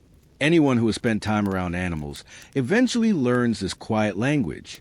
Gentle movements, patient hands, steady routines. History rarely mentions these conversations, yet they happened every morning. Now, let's quietly step into the gardens. The gardeners have also begun their day. Unlike decorative gardens in many modern parks, medieval palace gardens served several purposes simultaneously. Beauty certainly mattered, but usefulness mattered just as much. Herbs filled neat beds. Sage, rosemary, mint, parsley, thyme. Medicinal plants grew beside fragrant flowers. Fruit trees lined carefully planned paths. Vegetables occupied practical corners. Nothing wasted space unnecessarily. One elderly gardener kneels beside a bed of lavender, slowly removing weeds. Not dramatically, not heroically, simply patiently. He has likely cared for these plants longer than some nobles have lived in the palace. Gardens reward consistency more than brilliance. Perhaps history works similarly. The greatest civilizations often grew through thousands of ordinary days rather than one extraordinary afternoon. A bee drifts lazily between blossoms. The gardener barely notices. They've been working together for years. Nearby, another gardener trims hedges with heavy iron shears. Clip, pause, clip, pause. The rhythm almost resembles breathing. No hurry. Plants refuse to obey deadlines. One of the quiet lessons medieval people understood exceptionally well was that some things simply require time. Seeds, trees, children, kingdoms. Nothing worthwhile enjoys being rushed. Now the castle bells ring softly. Breakfast approaches. The kitchen becomes busier. Let's follow a young servant carrying baskets of eggs. She moves carefully across the uneven courtyard. One misplaced step could become a remarkably unpleasant morning. The chickens, fortunately, remain completely unconcerned with royal schedules. They produced eggs according to entirely different priorities. The kitchen welcomes another wave of activity. The chief cook tastes the simmering broth. Just a small spoonful. He nods. A little more parsley. Less salt. Perhaps another handful of onions. Cooking at this scale resembles conducting an orchestra. Timing matters. Coordination matters. A meal served too early becomes cold. A meal served too late becomes embarrassing. Neither outcome pleases royalty. One corner of the kitchen belongs to the bakers, another to the butchers, another to pastry cooks, another to those preparing vegetables. Everyone possesses specialized knowledge. No single person masters everything. Modern restaurants operate in much the same way. Good kitchens have always depended upon teamwork. The enormous fireplaces dominate the room. Iron hooks suspend heavy pots above glowing coals. Someone constantly feeds a fire. Another adjusts cooking heights. Without careful attention, breakfast quickly transforms into smoke. The smell is remarkable. Fresh bread, melting butter, warm oats, roasting onions, a hint of rosemary, with smoke drifting gently through open vents. One suspect's palace kitchen smelled infinitely better than palace corridors. The corridors occasionally had other opinions. Now, let's quietly visit the workshop. Here the carpenter has already begun repairing a damaged chair. Royal furniture works surprisingly hard. Hundreds of visitors. Daily use. Constant movement. What wears down. Joints loosen. Legs wobble. Someone quietly fixes these problems before important guests notice. The carpenter measures carefully. Cuts once. Checks again. Woodworking rewards patience. A rushed craftsman creates tomorrow's broken chair. Nearby, a cooper inspects wooden barrels. Barrels carried everything. Ale, wine, salted fish, flour, water, even nails. Modern cardboard boxes would seem almost magical. Medieval Europe preferred barrels. Remarkably practical inventions. Easy to roll, strong, reusable. The cooper tightens an iron hoop with practiced movements. Another barrel ready. Another ordinary success. History survives because countless ordinary successes accumulate. Let's wander into the tailor's workshop. Colorful fabric hangs from wooden beams. Needles catch morning light. A young apprentice carefully learns tiny stitches under the watchful eye of an experienced master. Royal clothing rarely wore out dramatically. More often it's slowly frayed. Buttons loosened. Sleeves required adjustment. Fashion changed. A growing prince needed longer tunics. The queen requested fresh embroidery. The work never ended. One seamstress quietly hums while sewing. Nothing elaborate, just a familiar melody accompanying familiar work. People have always sung while working. Songs short, long hours. Rhythm steadies hands. Even history sounds gentler when carried by music. Above them all, the castle clock, where one exists, or the church bells continue marking the day, not with frantic urgency. Simply gentle reminders that morning slowly becomes afternoon. Outside the walls, merchants begin arriving. A cart loaded with apples. Another carrying wool. Perhaps a fisherman with fresh catch from a nearby river. Supplies enter. Payments leave. The palace consumes astonishing quantities of everything. Food, wood, candles, cloth, leather, iron. Running a castle resembles feeding an endlessly hungry giant. No wonder medieval administrators spent so much time counting expenses. Speaking of counting, let's quietly peek into the accounting room. Not everyone's favorite destination. Even medieval accountants probably admitted that. Wooden tables overflow with parchment, wax tablets, quills, small piles of silver coins. The royal accountants calculate rents collected from estates, payments owed to craftsmen, purchases made yesterday, expected deliveries next week. Their mathematics keeps the kingdom breathing, not glamorous. Essential. One elderly clerk quietly mutters numbers beneath his breath, checks them again, smiles slightly. Everything balances. Perhaps that's the happiest moment any accountant can experience. Some joys remain universal. Meanwhile, the king finally descends toward breakfast. His appearance attracts attention. Bows, respectful greetings, ceremonial order. Everything looks magnificent. But now, we know what lies beneath the polished surface. The clean tablecloth exists because someone washed it. The warm bread because someone woke before dawn. The polished boots because someone cared for leather yesterday. The fresh flowers because a gardener patiently tended them all spring.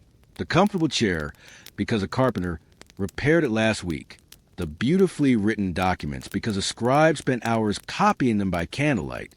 Royal life appears effortless only because hundreds of invisible people quietly remove every obstacle before it can become visible. That may be the greatest illusion of monarchy. Not the crown, not the jewels, not even the palace itself, but the extraordinary amount of ordinary work hidden behind every ordinary royal morning. Breakfast had ended once again. The last pieces of fresh bread disappeared from the table. Goblets were quietly collected. The servants slipped away almost invisibly, carrying trays as though they had practiced this exact dance every morning for years, which, in many cases, they had. The king rose. The queen followed.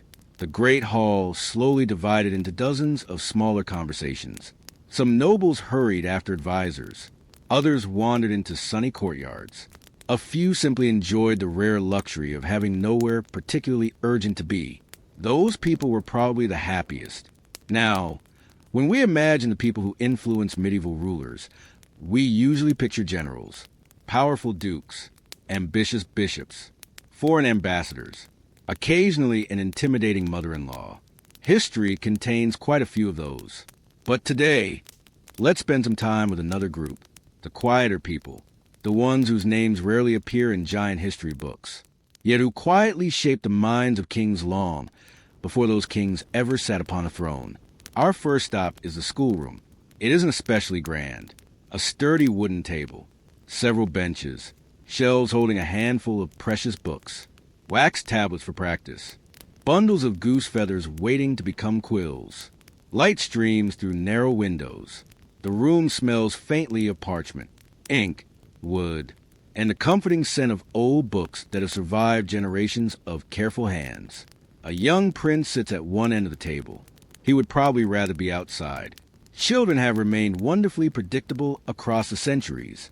His tutor knows this. The tutor was probably once a student himself. He understands exactly how difficult Latin grammar appears on a beautiful spring morning. Still, lessons continue. The prince reads slowly, sometimes confidently, sometimes less so. The tutor corrects pronunciation gently. No shouting, no dramatic speeches, just patient repetition. History often remembers brilliant kings. It rarely remembers the patient teachers who spent years helping them pronounce difficult words. Without those teachers, history might have looked rather different. Latin occupied a remarkable position in medieval Europe. It connected kingdoms, churches, universities, diplomats, scholars. A letter written in Latin could travel astonishing distances and still be understood. It became the language of educated conversation. Imagine carrying a passport that worked almost everywhere. Latin functioned rather like that for knowledge. The prince sighs quietly. Another page. Another unfamiliar sentence. Another grammatical rule. His tutor smiles. Learning has always required patience from both student and teacher. Some lessons stick immediately. Others wander around the mind for months before finally deciding to stay. The tutor doesn't seem discouraged. Experience has taught him something valuable. Children learn at their own pace, kings included. Nearby, the young princess studies music. A small harp rests against her shoulder. Her fingers carefully search for familiar notes. Not perfect, not yet. One string rings beautifully. Another produces a hesitant sound. Practice continues. Music formed an important part of royal education, not merely for entertainment. It reflected refinement, discipline, culture. An educated ruler appreciated beautiful things, or at least learned to appreciate them politely. The music teacher taps a gentle rhythm upon the table. Again, slightly slower this time. Wonderful. Better already. History quietly advances through thousands of encouraging words like these. The queen occasionally visits the schoolroom. She asks thoughtful questions, praises improvement, offers advice. Many royal mothers took deep interest in their children's education. They understood something remarkably important. Crowns eventually pass to another generation. Preparing that generation matters, sometimes more than today's politics. Let's wander toward another peaceful room, the library.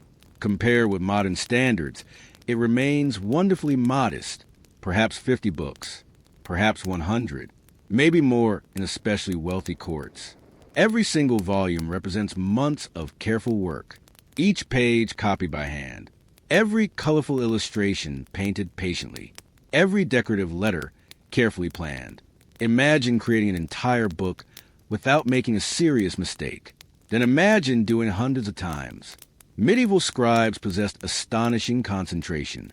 One elderly scholar sits beside a window, reading quietly. Sunlight saves candles. Candles save money. Scholars have appreciated practical economics for centuries. He slowly turns another page, pauses, makes a small note in the margin. Not every thought requires immediate publication. Some simply become quiet conversations between a reader and a book. The king occasionally enters, perhaps searching for an old history, perhaps reading religious writings, perhaps consulting legal records. People often imagine medieval rulers constantly hunting or fighting. Many genuinely enjoyed reading. Some built impressive libraries. Others sponsored translations. A surprising number of monarchs loved collecting knowledge almost as much as collecting castles. Books offered something unusual. Conversation with people long gone. A Roman philosopher could quietly advise a medieval king. A church father could answer questions centuries after his death. History has always been humanity's longest conversation. Speaking of conversations, let's visit the royal physician. His chamber smells quite different. Dried herbs hang from wooden beams. Small glass containers catch the light. Bundles of lavender, mint, sage, chamomile, rose petals, rosemary. The room resembles part pharmacy, part garden. The physician organizes tiny packets with remarkable care. Contrary to popular myths, medieval doctors were not wandering around randomly mixing mysterious potions while hoping for miracles. Well, occasionally they experimented rather enthusiastically, but many were highly educated according to the knowledge available. They studied ancient medical texts, observed patients carefully, recorded symptoms, debated treatments. Medicine simply had not yet discovered microbes, a rather significant obstacle. The physician checks a shelf containing handwritten medical manuscripts. Many draw upon Greek and Roman traditions. Others incorporate knowledge traveling from the Islamic world. Ideas cross borders surprisingly well. Trade carried spices. Scholars carried books. Knowledge quietly ignored political boundaries whenever possible. A servant arrives complaining of sore joints after lifting heavy water buckets. The physician listens patiently, asks questions, examines swollen fingers, recommends rest, perhaps an herbal poultice, maybe warm compresses. Not every treatment succeeds, but genuine concern often matters too. Compassion existed long before modern hospitals. Now, let's drift into the palace chapel. Morning prayers have finished. The room sits peacefully beneath colorful stained glass. Dust sparkles inside narrow beams of sunlight. The chaplain quietly arranges books after the service. He knows every prayer by heart, every festival, every saint's day, every small ceremony that gives rhythm to the passing year. Religion shaped medieval time itself. The calendar revolved around feast days, fasts, holy seasons, pilgrimages. Life moved according to sacred rhythms as naturally as sunrise and sunset. The chaplain also serves another purpose: counsel. Kings occasionally seek advice, not about military strategy, about conscience, about difficult decisions, about forgiveness. Power grows heavy surprisingly quickly. Even rulers need someone willing to speak honestly. The best chaplains occasionally reminded kings that crowns do not place anyone above morality. Not every monarch appreciated those reminders. The courageous chaplains gave them anyway. Outside, the castle musicians prepare for another performance. One tunes a harp, another adjusts strings on a lute, a third warms stiff fingers before touching a flute. Professional musicians spend remarkable amount of time preparing to make preparation appear unnecessary. Much like athletes or dancers, Or teachers. Excellence often looks effortless because effort happened earlier. The court hears only the finished melody, not the hours of practice hidden behind it. Music accompanies much of palace life. Meals, celebrations, religious ceremonies, private evenings, royal weddings, children's lessons, even quiet afternoons. Imagine living inside a building where someone occasionally begins playing a harp somewhere down the corridor. Rather pleasant, unless you're trying to concentrate on difficult mathematics. Nearby, an elderly storyteller entertains younger members of the household. Not fairy tales exactly. Stories from history, ancient heroes, wise rulers, foolish kings, saints, travelers, moral lessons wrapped gently inside memorable adventures. Before printing presses filled homes with books, stories traveled most effectively through voices. A good storyteller became a living library. Children lean forward, eyes wide. Even servants passing through the hallways slow their steps slightly. Everyone enjoys a good story. Some traditions never disappear. Let's quietly step outside once more. The gardens shimmer beneath the afternoon sun. Students continue practicing lessons beneath shady trees. A tutor points toward the sky, perhaps explaining astronomy, perhaps simply identifying clouds. Learning need not always happen indoors. Birdsong accompanies the lesson. Bees wander among flowers. Some classrooms possess better decorations than others. The king passes nearby. He pauses briefly, listens, smiles almost unnoticed, perhaps hearing his own childhood echoed in the prince's hesitant Latin, perhaps remembering a teacher who once corrected his pronunciation with equal patience.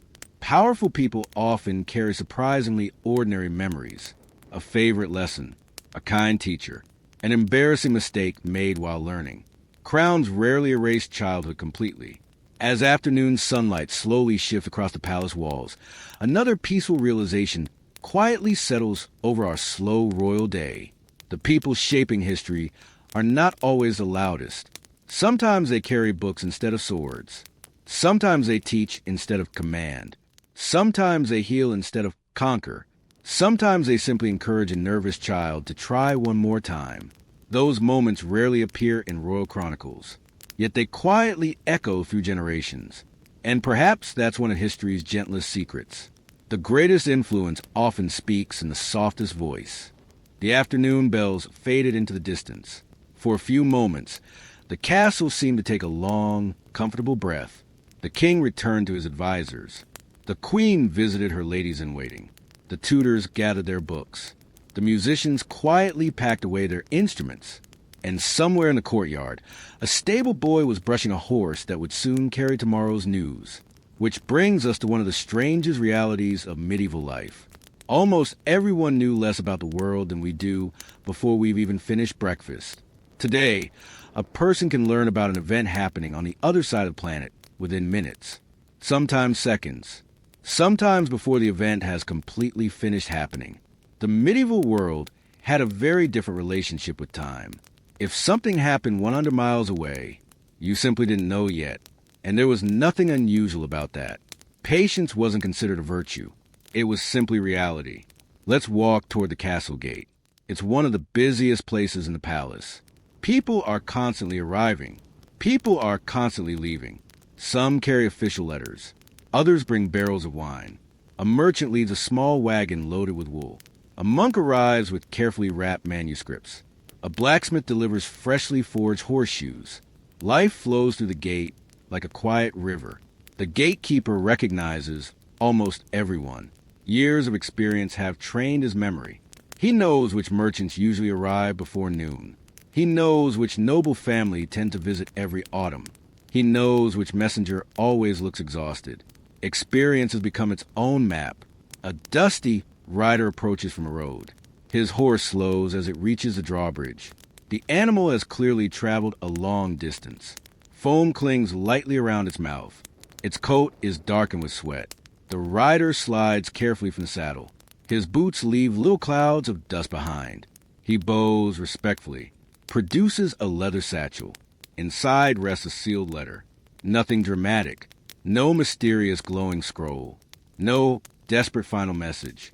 Just another piece of correspondence beginning another slow journey through royal administration. The secretary accepts it, examines the seal, makes a small note. The letter joins several others waiting patiently on his desk. Imagine spending 6 days riding across muddy roads, only for your message to politely wait until after lunch. That happened more often than you might think. Kings had schedules. Paperwork had queues. Some traditions truly never disappear. Now, let's follow another traveler. Not a royal messenger this time. A merchant. His wagon creaks softly as wooden wheels roll over uneven stones. Inside are bolts of cloth from distant towns. Small bags of pepper. Perhaps cinnamon. Maybe dried figs from warmer lands. A few carefully protected glass bottles. Everything has traveled astonishing distances. One small sack of pepper might have crossed deserts, sailed across seas, changed hands dozens of times, passed through bustling markets where merchants spoke languages the king would never hear. Trade connected medieval Europe in quiet, patient ways. Goods traveled. Ideas traveled with them. So did recipes, stories, songs, fashion, even jokes. People have always shared more than they intended while traveling. The merchant enters the castle courtyard. Officials inspect the goods. Measurements are checked. Prices discussed. Taxes collected. No one rushes. Negotiation enjoys taking its time. Some conversations sound remarkably familiar. This seems expensive. It was more expensive where I bought it. I can probably offer a better price. 800 years later, we're still saying exactly the same things. Nearby, another group prepares for departure. Pilgrims. Unlike merchants, they travel not for profit, but for faith. Their clothing is practical. Walking staffs lean against a nearby wall. Simple leather bags carry everything they own. Perhaps a loaf of bread, a blanket, a drinking cup, a carefully protected religious token. Their destination may be dozens or hundreds of miles away. Canterbury, Rome, Santiago de Compostela, or a smaller local shrine. The journey itself becomes part of the experience. Days blend gently together. Road after road, village after village, church bell after church bell. Walking has a curious effect on the mind. Thoughts slow down. The rhythm of footsteps quietly replaces the rhythm of busy schedules. Perhaps medieval pilgrims accidentally discovered something modern people spend considerable effort trying to recreate: a slower pace. The king occasionally welcomes pilgrims, especially respected religious travelers. Their stories carry news from distant regions, not official reports. Something far more interesting. Ordinary observations. How are the roads? Which bridges need repair? Did harvests look healthy? Are travelers safe? Sometimes casual conversation reveals more than formal documents. Human beings often speak most honestly when they forget they're giving information. Let's drift toward the castle stables again. Another messenger prepares to leave. His horse is rested.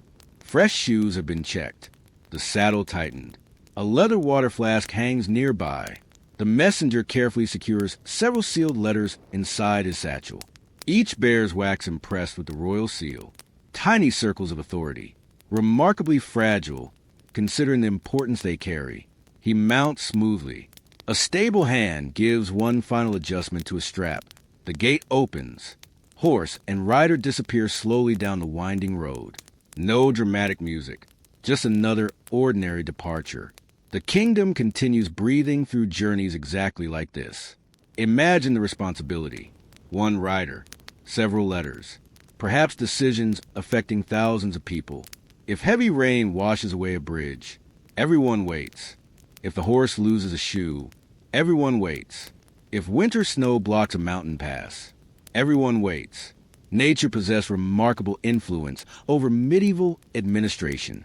Even kings negotiated with the weather, usually unsuccessfully. Back inside the palace, another kind of traveler has arrived. A scholar. His luggage contains fewer clothes and books. Entire bundles wrapped carefully against moisture. He carries notes copied from a monastery several weeks away. Perhaps an ancient commentary. Perhaps a newly translated philosophical work. Knowledge itself travels slowly into the royal library. The librarian receives each manuscript with visible delight. Books remain treasures, not because they glitter, because they contain ideas. Ideas survive remarkably long journeys. The scholars spend the afternoon speaking with the court chaplain. Their conversation wanders gently through theology, astronomy, ancient history, language.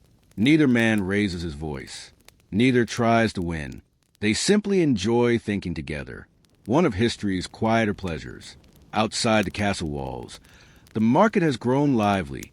Villagers browse woven baskets, fresh vegetables, clay pots, simple wooden toys, cheese wrapped carefully in cloth. Children chase one another between stalls. A dog wanders hopefully beneath tables, certain that someone, somewhere, must surely drop food eventually. Dogs remain eternal optimists. A traveling musician begins playing near the well.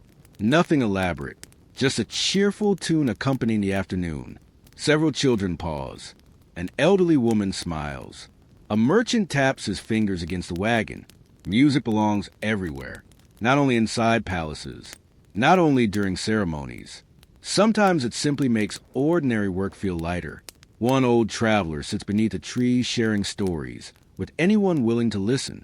He has crossed rivers, visited monasteries, seen mountain passes covered in snow, sailed rough seas. Perhaps every detail is true. Perhaps a few have grown slightly more impressive over the years. Stories often enjoy stretching their legs during long journeys. No one seems particularly bothered.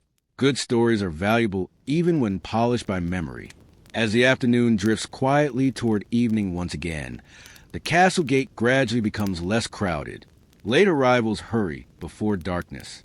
Those still far from shelter quietly accept another night on the road. Travel after sunset rarely appealed to sensible people. Roads became difficult. Bandits occasionally appeared. Even without danger, finding your way through complete darkness proved challenging. Moonlight helped. Clear skies helped. Experience helped most of all. The gatekeeper begins preparing for another evening. Soon the heavy doors will close. The drawbridge will rise. The castle will become its own little world until morning. Inside, the king may already be reading reports delivered by the messenger we met earlier. Outside, another rider is still several hours away carrying tomorrow's news. History moves patiently. One horse, one letter, one conversation, one traveler at a time. And perhaps that's something worth remembering. Great kingdoms were not connected by invisible signals racing through the air. They were stitched together by tired horses, muddy boots, carefully folded letters, and ordinary people willing to spend weeks on the road so that someone else could know what had happened. It was slow, sometimes frustratingly slow, yet somehow it worked. The world remained connected, just at a pace gentle enough that almost no one expected immediate answers. The messenger had disappeared down the winding road. The market outside the castle walls was beginning to empty. Merchants folded cloth over their remaining goods. Wooden carts creaked softly as they turned toward nearby villages. Children who had spent the afternoon chasing one another were now being gently encouraged to head home. The entire world seemed to be slowing down once again, which, fortunately for us, is exactly what the story enjoys doing. Let's return inside the castle. The great hall is waiting. By now, the afternoon sun has shifted low enough that its light no longer reaches every corner of the room. The shadows have become longer. The colorful banners hanging from the ceiling appear softer. The polished wooden tables glow faintly in the fading daylight. Soon, servants begin another familiar ritual, lighting candles. One by one, there is no switch to flip, no hidden electric bulb waiting patiently overhead. Every flame must be lit by hand. A servant carries a small taper from one candle to the next. Another follows behind, trimming wicks that have burned unevenly during previous evenings. Someone replaces candles that have grown too short. The work is quiet, almost graceful. Within half an hour, the hall has completely changed. Earlier, it belonged to the afternoon. Now it belongs to warm golden light. Candles perform a remarkable trick. They make enormous rooms feel smaller, more intimate. The distant walls almost disappear into darkness. The people nearest the tables become the center of the world.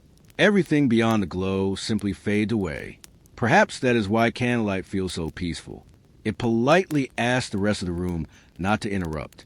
The king enters once more, not with dramatic ceremony, simply with the familiar confidence of someone who has walked this route thousands of times. The queen joins him. Several close advisors follow. Tonight appears to be an ordinary evening. No visiting emperor, no great celebration, no magnificent tournament. Just another day quietly ending. Those are often the nicest ones. The servants begin laying the evening meal. Fresh linen appears. Bowls are arranged carefully. Knives placed neatly beside wooden trenchers. Pewter cups catch the candlelight. Nothing is hurried. If someone drops a spoon, another servant quietly replaces it. If a candle burns unevenly, someone trims a wick. Tiny corrections happen constantly. Most guests never notice them. That is usually the sign of excellent service. The best work often becomes invisible. The first dishes arrive. A thick vegetable pottage. Fresh bread still warm from the ovens. Roasted chicken seasoned with herbs from the palace garden. Soft cheese. Apples gathered earlier in the season. A little honey. Nothing wildly extravagant. Just carefully prepared. One curious thing about medieval dining is how strongly it followed the seasons. Nobody expected strawberries in winter. Nobody demanded fresh cherries in January. Nature quietly decided the menu. People simply accepted it. Oddly enough, there's something relaxing about that. Modern supermarkets offer almost everything all the time. Medieval kitchens offered whatever the earth happened to be ready to share. The king tears a piece of bread, listens while one advisor quietly describes repairs to a bridge several days' journey away. The bridge itself is entirely ordinary, which makes it surprisingly important. Without bridges, merchants wait. Messengers take longer routes. Taxes arrive late. Pilgrims become frustrated. One bridge quietly affects hundreds of lives. History often depends upon infrastructure that nobody remembers. A queen asks whether fresh herbs have been planted in the monastery gardens. A bishop nods. Apparently the rosemary has done particularly well this year. An oddly comforting conversation. Not every discussion between powerful people concerns war. Sometimes people simply appreciate successful rosemary. Outside, evening birds settle into nearby trees. The castle windows stand partly open. A cool breeze carries the scent of damp earth inside. Someone nearby has lit another fireplace, which smoke mingles gently with the aroma of supper. One of the palace dogs wanders hopefully beneath the tables. Its optimism deserves admiration. Surely, this time, someone will accidentally drop roast chicken. The dog has believed this every evening for several years. Sometimes optimism really does pay off. A small piece of bread eventually appears. The dog accepts this compromise with quiet dignity. Nearby, the court musicians begin preparing. One tunes a harp. Another checks the strings of a lute. A third gently warms a small recorder between careful hands. Musicians understand something important. Instruments dislike sudden changes in temperature. Much like people, really, the first melody begins almost unnoticed. Soft, slow, simple, no grand performance. No applause expected. The music merely settles gently into the room, like another source of warm light. Conversation continues naturally above it. Some melodies disappear almost before you realize they began. Others linger pleasantly in memory. One elderly noble quietly closes his eyes while listening. Perhaps he remembers hearing the same tune decades earlier. Perhaps someone once sang it during his childhood. Music has an extraordinary talent for carrying memories safely through time. A familiar melody can quietly unlock an entire lifetime. History books rarely mention songs, which feels slightly unfair. People have always remembered music, long before they remember dates. Across the hall, two young pages stand waiting patiently beside the wall. They are learning, not from books this evening, from observation. How should a servant move? How quickly? When should one speak? When should one remain silent? Court etiquette rarely arrived through written instructions alone. Young people watched older servants. Older servants corrected mistakes gently. Knowledge passed quietly from one generation to the next. Many professions have always worked this way. The chief steward quietly walks through the hall. He notices everything: an empty pitcher, a chair slightly out of place, a candle burning too low, a guest who might appreciate another serving. His greatest success lies in preventing problems before anyone notices them. Invisible competence, perhaps one of the most underrated talents in history. Outside, darkness deepens. The last traces of sunset disappear behind distant hills. Without city lights filling the sky, night arrives completely. The stars emerge in astonishing numbers. One by one, then dozens. The last candle in the great hall had been gently extinguished. The musicians had packed away their instruments. The servants had cleared the tables. The heavy doors had been closed for the night. Outside, the drawbridge rested firmly in place, and beyond the castle walls the countryside disappeared into darkness. For most people, the day had ended, but medieval nights were curious things. They were longer than ours, much longer, not because time itself moved differently, but because light did.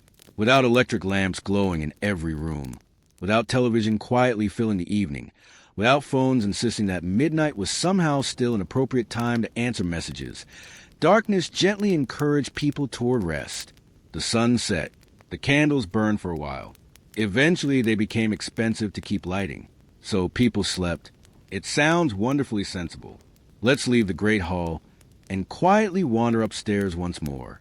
The corridors are peaceful now, not silent, never completely silent. Old castles always seem to breathe. A distant fireplace cracks softly. Somewhere overhead, a beam settles with a gentle creak. Wind brushes against thick wooden shutters. Rain begins tapping lightly on the roof. None of these sounds seem alarming. They're simply part of the building's nightly conversation. The king has already retired. His bedchamber glows faintly from a single fireplace.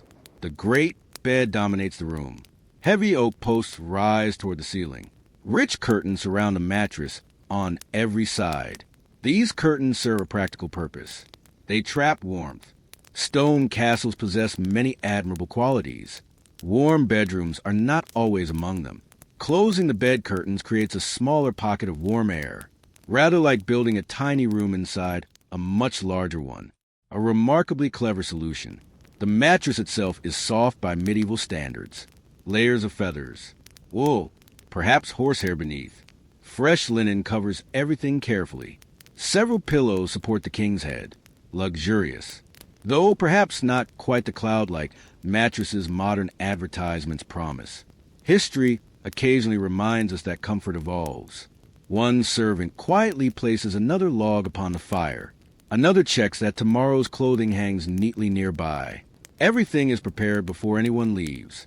Morning begins tonight. That's one of the hidden truths inside every palace. Tomorrow's smooth routine depends entirely upon tonight's careful preparation. Outside the chamber door, two guards begin another watch.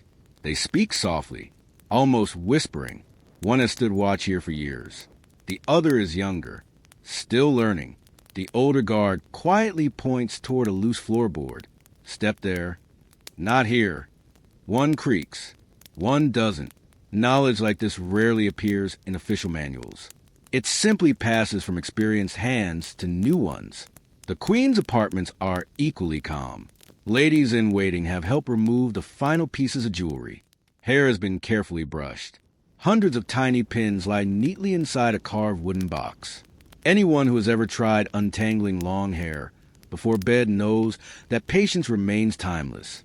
Fashion changes. Hair somehow always finds new ways to become complicated. A prayer book rests beside the Queen's bed.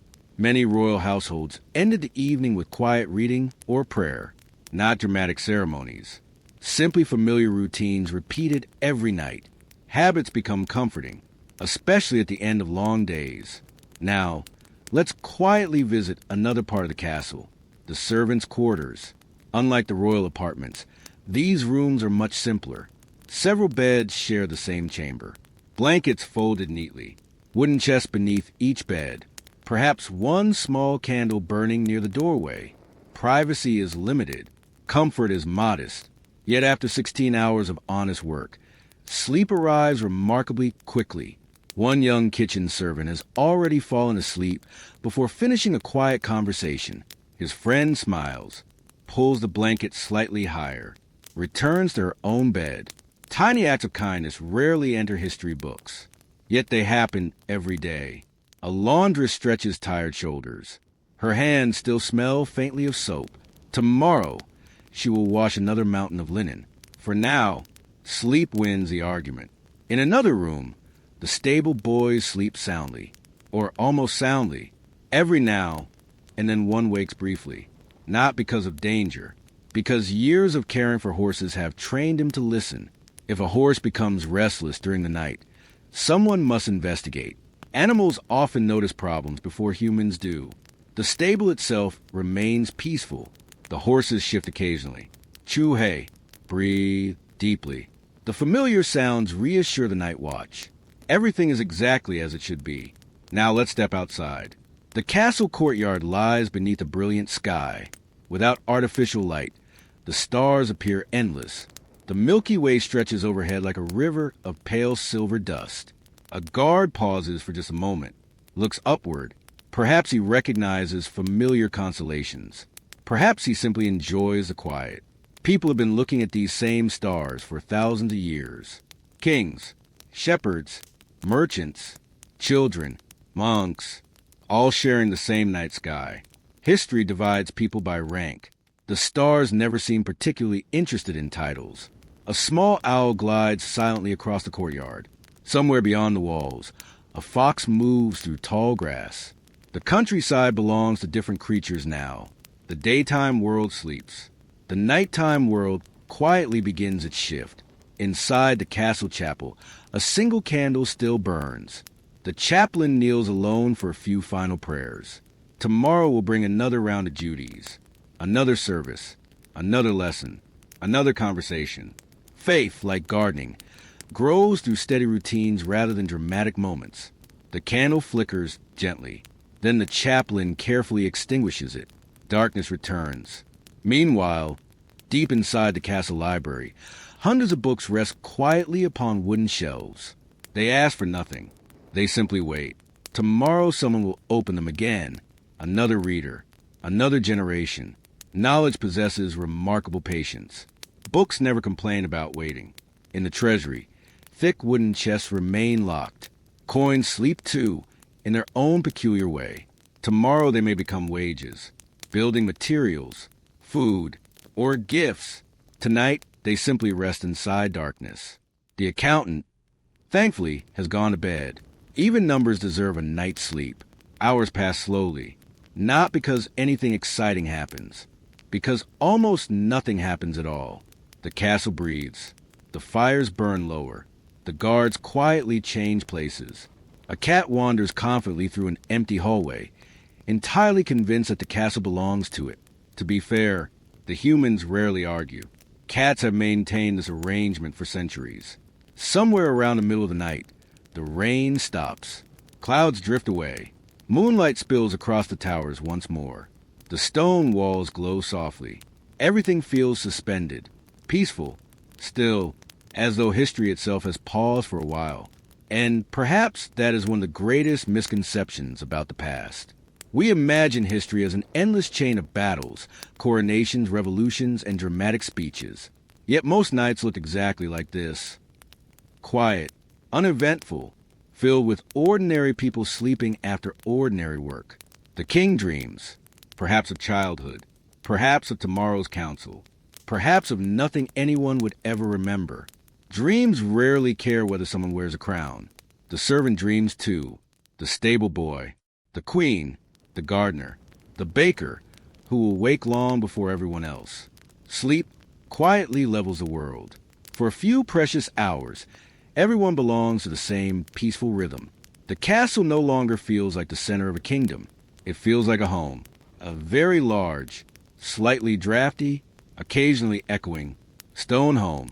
And somewhere beyond the eastern horizon, unseen by anyone still sleeping, another dawn has already begun its slow journey toward the castle.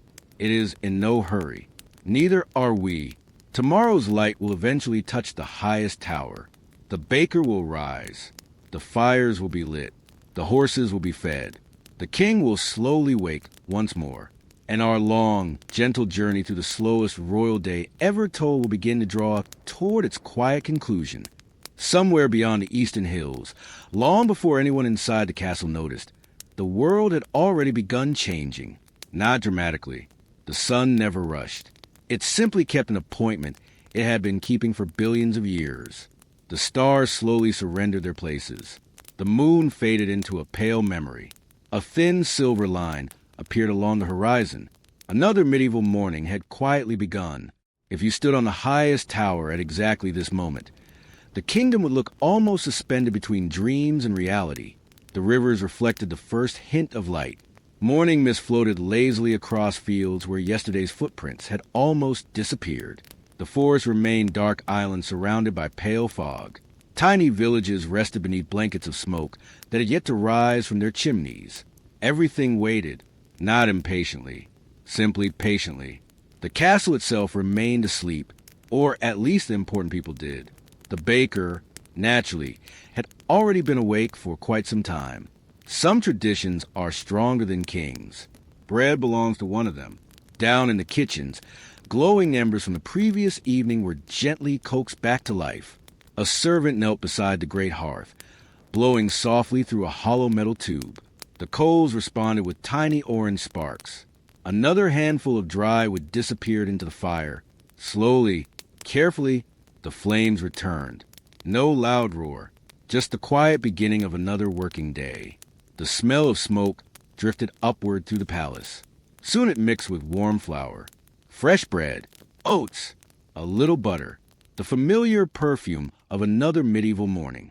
It's comforting how little changes. Yesterday's breakfast smelled almost exactly the same. Tomorrow's probably will too. Routine has its own quiet beauty. Nearby, the kitchen staff greeted one another with sleepy smiles. No elaborate speeches, no dramatic declarations. Just ordinary people beginning ordinary work. Someone yawned. Someone laughed softly after dropping a wooden spoon. Someone quietly apologized. History rarely records moments like these. Perhaps it should. They happen far more often than battles did. Outside, the stable doors opened. The horses greeted the morning before most humans. A stable boy ran a gentle hand along the neck of an old gray mare. She had served the royal household for many years. Perhaps she had carried messengers through rainstorms. Perhaps she had accompanied hunting parties. Perhaps she had simply pulled supply wagons without complaint. History remembers famous war horses. It forgets the dependable ones who quietly carried everyday life forward. The stable boy filled water troughs. Fresh hay followed, then oats. The horses ate peacefully. No speeches, no ceremonies. Animals have an admirable talent for focusing on breakfast. Meanwhile, in the castle gardens, tiny drops of dew rested on lavender and rosemary. A gardener arrived carrying a simple basket. He paused before beginning work. Just for a moment, he watched the sunrise. Not because anyone had instructed him to, because it was beautiful. The greatest luxury available to many medieval people wasn't wealth. It was occasionally having one quiet minute before work began. Bird songs slowly filled the air. Blackbirds, robins, sparrows. The castle became surrounded by gentle music long before court musicians tuned their instruments. Nature has always been an enthusiastic performer. Unlike royal entertainers, she never requested payment. The church bell rang softly. Its sound drifted across fields and rivers. One village heard it clearly. Another heard only a faint echo. The bell announced more than time. It announced continuity. Yesterday had ended. Today had begun. Life moved forward. People had listened to bells like this for generations. Children became adults hearing the same familiar sound. Grandparents remembered hearing it when they themselves were young. Some rhythms outlast entire kingdoms. Inside the servants' quarters, sleepy movement gradually replaced silence. Blankets folded, wooden chests opened, simple clothes pulled over tired shoulders. Someone stretched. Another quietly tied worn leather shoes. No one complained very much. There simply wasn't time. Morning had arrived. The laundress smiled at another worker while carrying empty buckets. They exchanged a few quiet words. Nothing especially important. Perhaps about yesterday's weather. Perhaps about a family member. Perhaps about the baker accidentally burning one loaf. Ordinary conversations create ordinary friendships. Those friendships quietly make difficult work easier. History usually notices kings making alliances. It rarely notices servants making friends. Both help keep kingdoms functioning. Now, upstairs, the royal apartments remained wonderfully peaceful. Heavy curtains still surrounded the king's bed. The fire had burned low during the night. The room felt comfortably cool. Outside the chamber, attendants had already gathered.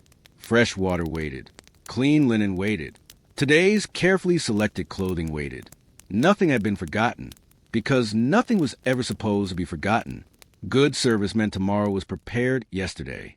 One young page stood nervously beside the doorway. He was still new to palace life. Everything seemed enormous. The corridors, the rules, the responsibilities. He checked the folded towels twice. Then a third time, the older servant beside him noticed, smiled gently. "You're doing fine." Only 3 words. Yet perhaps exactly what the young page needed to hear. Encouragement has always been surprisingly powerful. Eventually, the chamberlain gave a tiny nod. The moment had arrived. The door opened quietly. Another royal morning began. Not with excitement, not with fanfare, just another human being waking up. The king slowly opened his eyes. For a brief moment, before the ceremonies resumed, before the letters arrived, before the councils gathered, he was simply another sleepy person greeting another ordinary morning. Perhaps that is the quiet secret hidden beneath every crown. A king still wakes up. A queen still feels tired.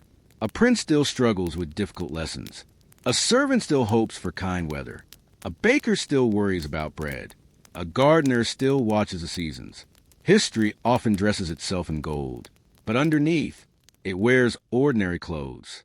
The king washed, dressed, prayed, prepared for breakfast, exactly as he had yesterday, exactly as he likely would tomorrow. Routine became the heartbeat of the palace. Each day looked remarkably similar. That sameness wasn't boring. It was reassuring. People knew what came next. Predictability made an uncertain world feel a little safer. Outside the castle walls, farmers were already working. A shepherd guided sheep toward open pasture. Mill wheels began turning beside the river. A fisherman pushed a small boat away from the shore. Smoke rose gently from cottage chimneys. Across the kingdom, thousands of ordinary mornings unfolded at exactly the same time. Different lives. Shared sunrise. The king's breakfast would certainly be grander than the farmer's. His bed softer. His responsibilities heavier.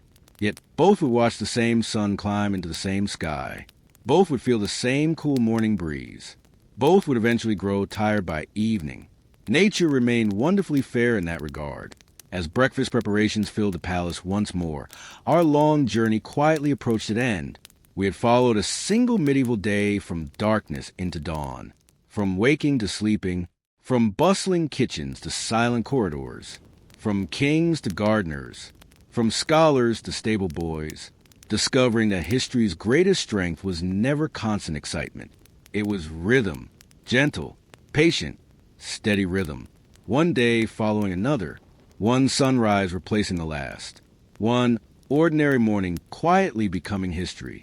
Hey guys, if you're still here with me, then somewhere along the way we've accomplished exactly what we set out to do.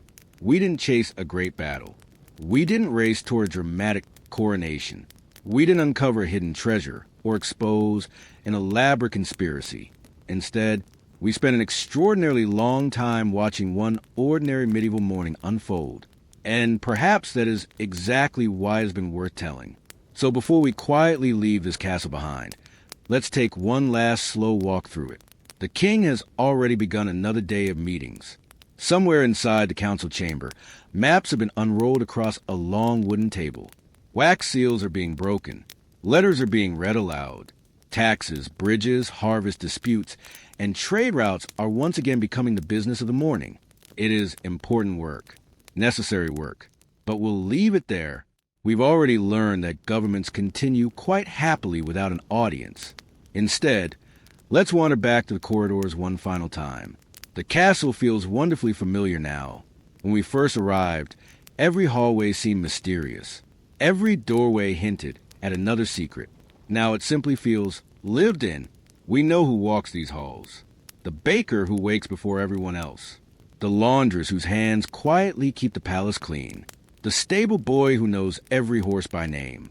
The elderly gardener who measures time not by politics, but by the blooming of lavender.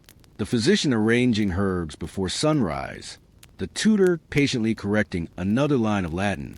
The musician tuning a harp that no chronicler will ever mention. The accountant making sure that numbers continue behaving themselves. Even the palace cat, who remains absolutely convinced that it owns the entire building. To be fair, after everything we've seen, it might actually be correct. Let's step into the kitchens. Breakfast has finished. The enormous tables are already being cleaned. Wooden bowls are stacked. Fresh dough is quietly rising for tomorrow. Nothing ever truly ends here. The next meal begins almost as soon as the previous one is finished. The kitchen understands something that historians sometimes forget. Life is mostly repetition. Comforting repetition. Outside, the gardens shimmer beneath the late morning sun. Bees continue their patient work among rosemary, thyme, and lavender. The old gardener trims another hedge, not because history demands it, because hedges continue growing whether kings are watching or not. Nature has always possessed remarkable independence. A young apprentice asks him a question. The gardener answers with a smile. Knowledge quietly changes hands once again. One generation teaching another. Perhaps that is civilization in its simplest form. Not castles, not crowns, just people patiently showing others how to continue. Nearby, the horses stand comfortably inside the stable. Some will carry messengers later today. Others will remain here, content with fresh hay and a quiet afternoon. The stable boy gently brushes an old mare. He doesn't know that 800 years later someone would be imagining this ordinary morning. He simply knows the horse enjoys the attention. Sometimes that's enough. In the library, sunlight falls across shelves of handwritten books. A scholar carefully closes one manuscript before opening another. The pages make the softest whisper. Books have always been wonderfully patient companions. They wait. They never complain. They simply remain ready whenever someone wishes to listen. Perhaps that's why so many survive long after kingdoms disappear. The chapel is quiet now. Only a few people remain inside. One kneels in silent prayer. Another lights a single candle. Its small flame seems almost insignificant against thick stone walls. Yet, somehow, it fills the room with warmth. History often works like that. Tiny actions, small kindnesses, quiet routines. Together they illuminate entire centuries.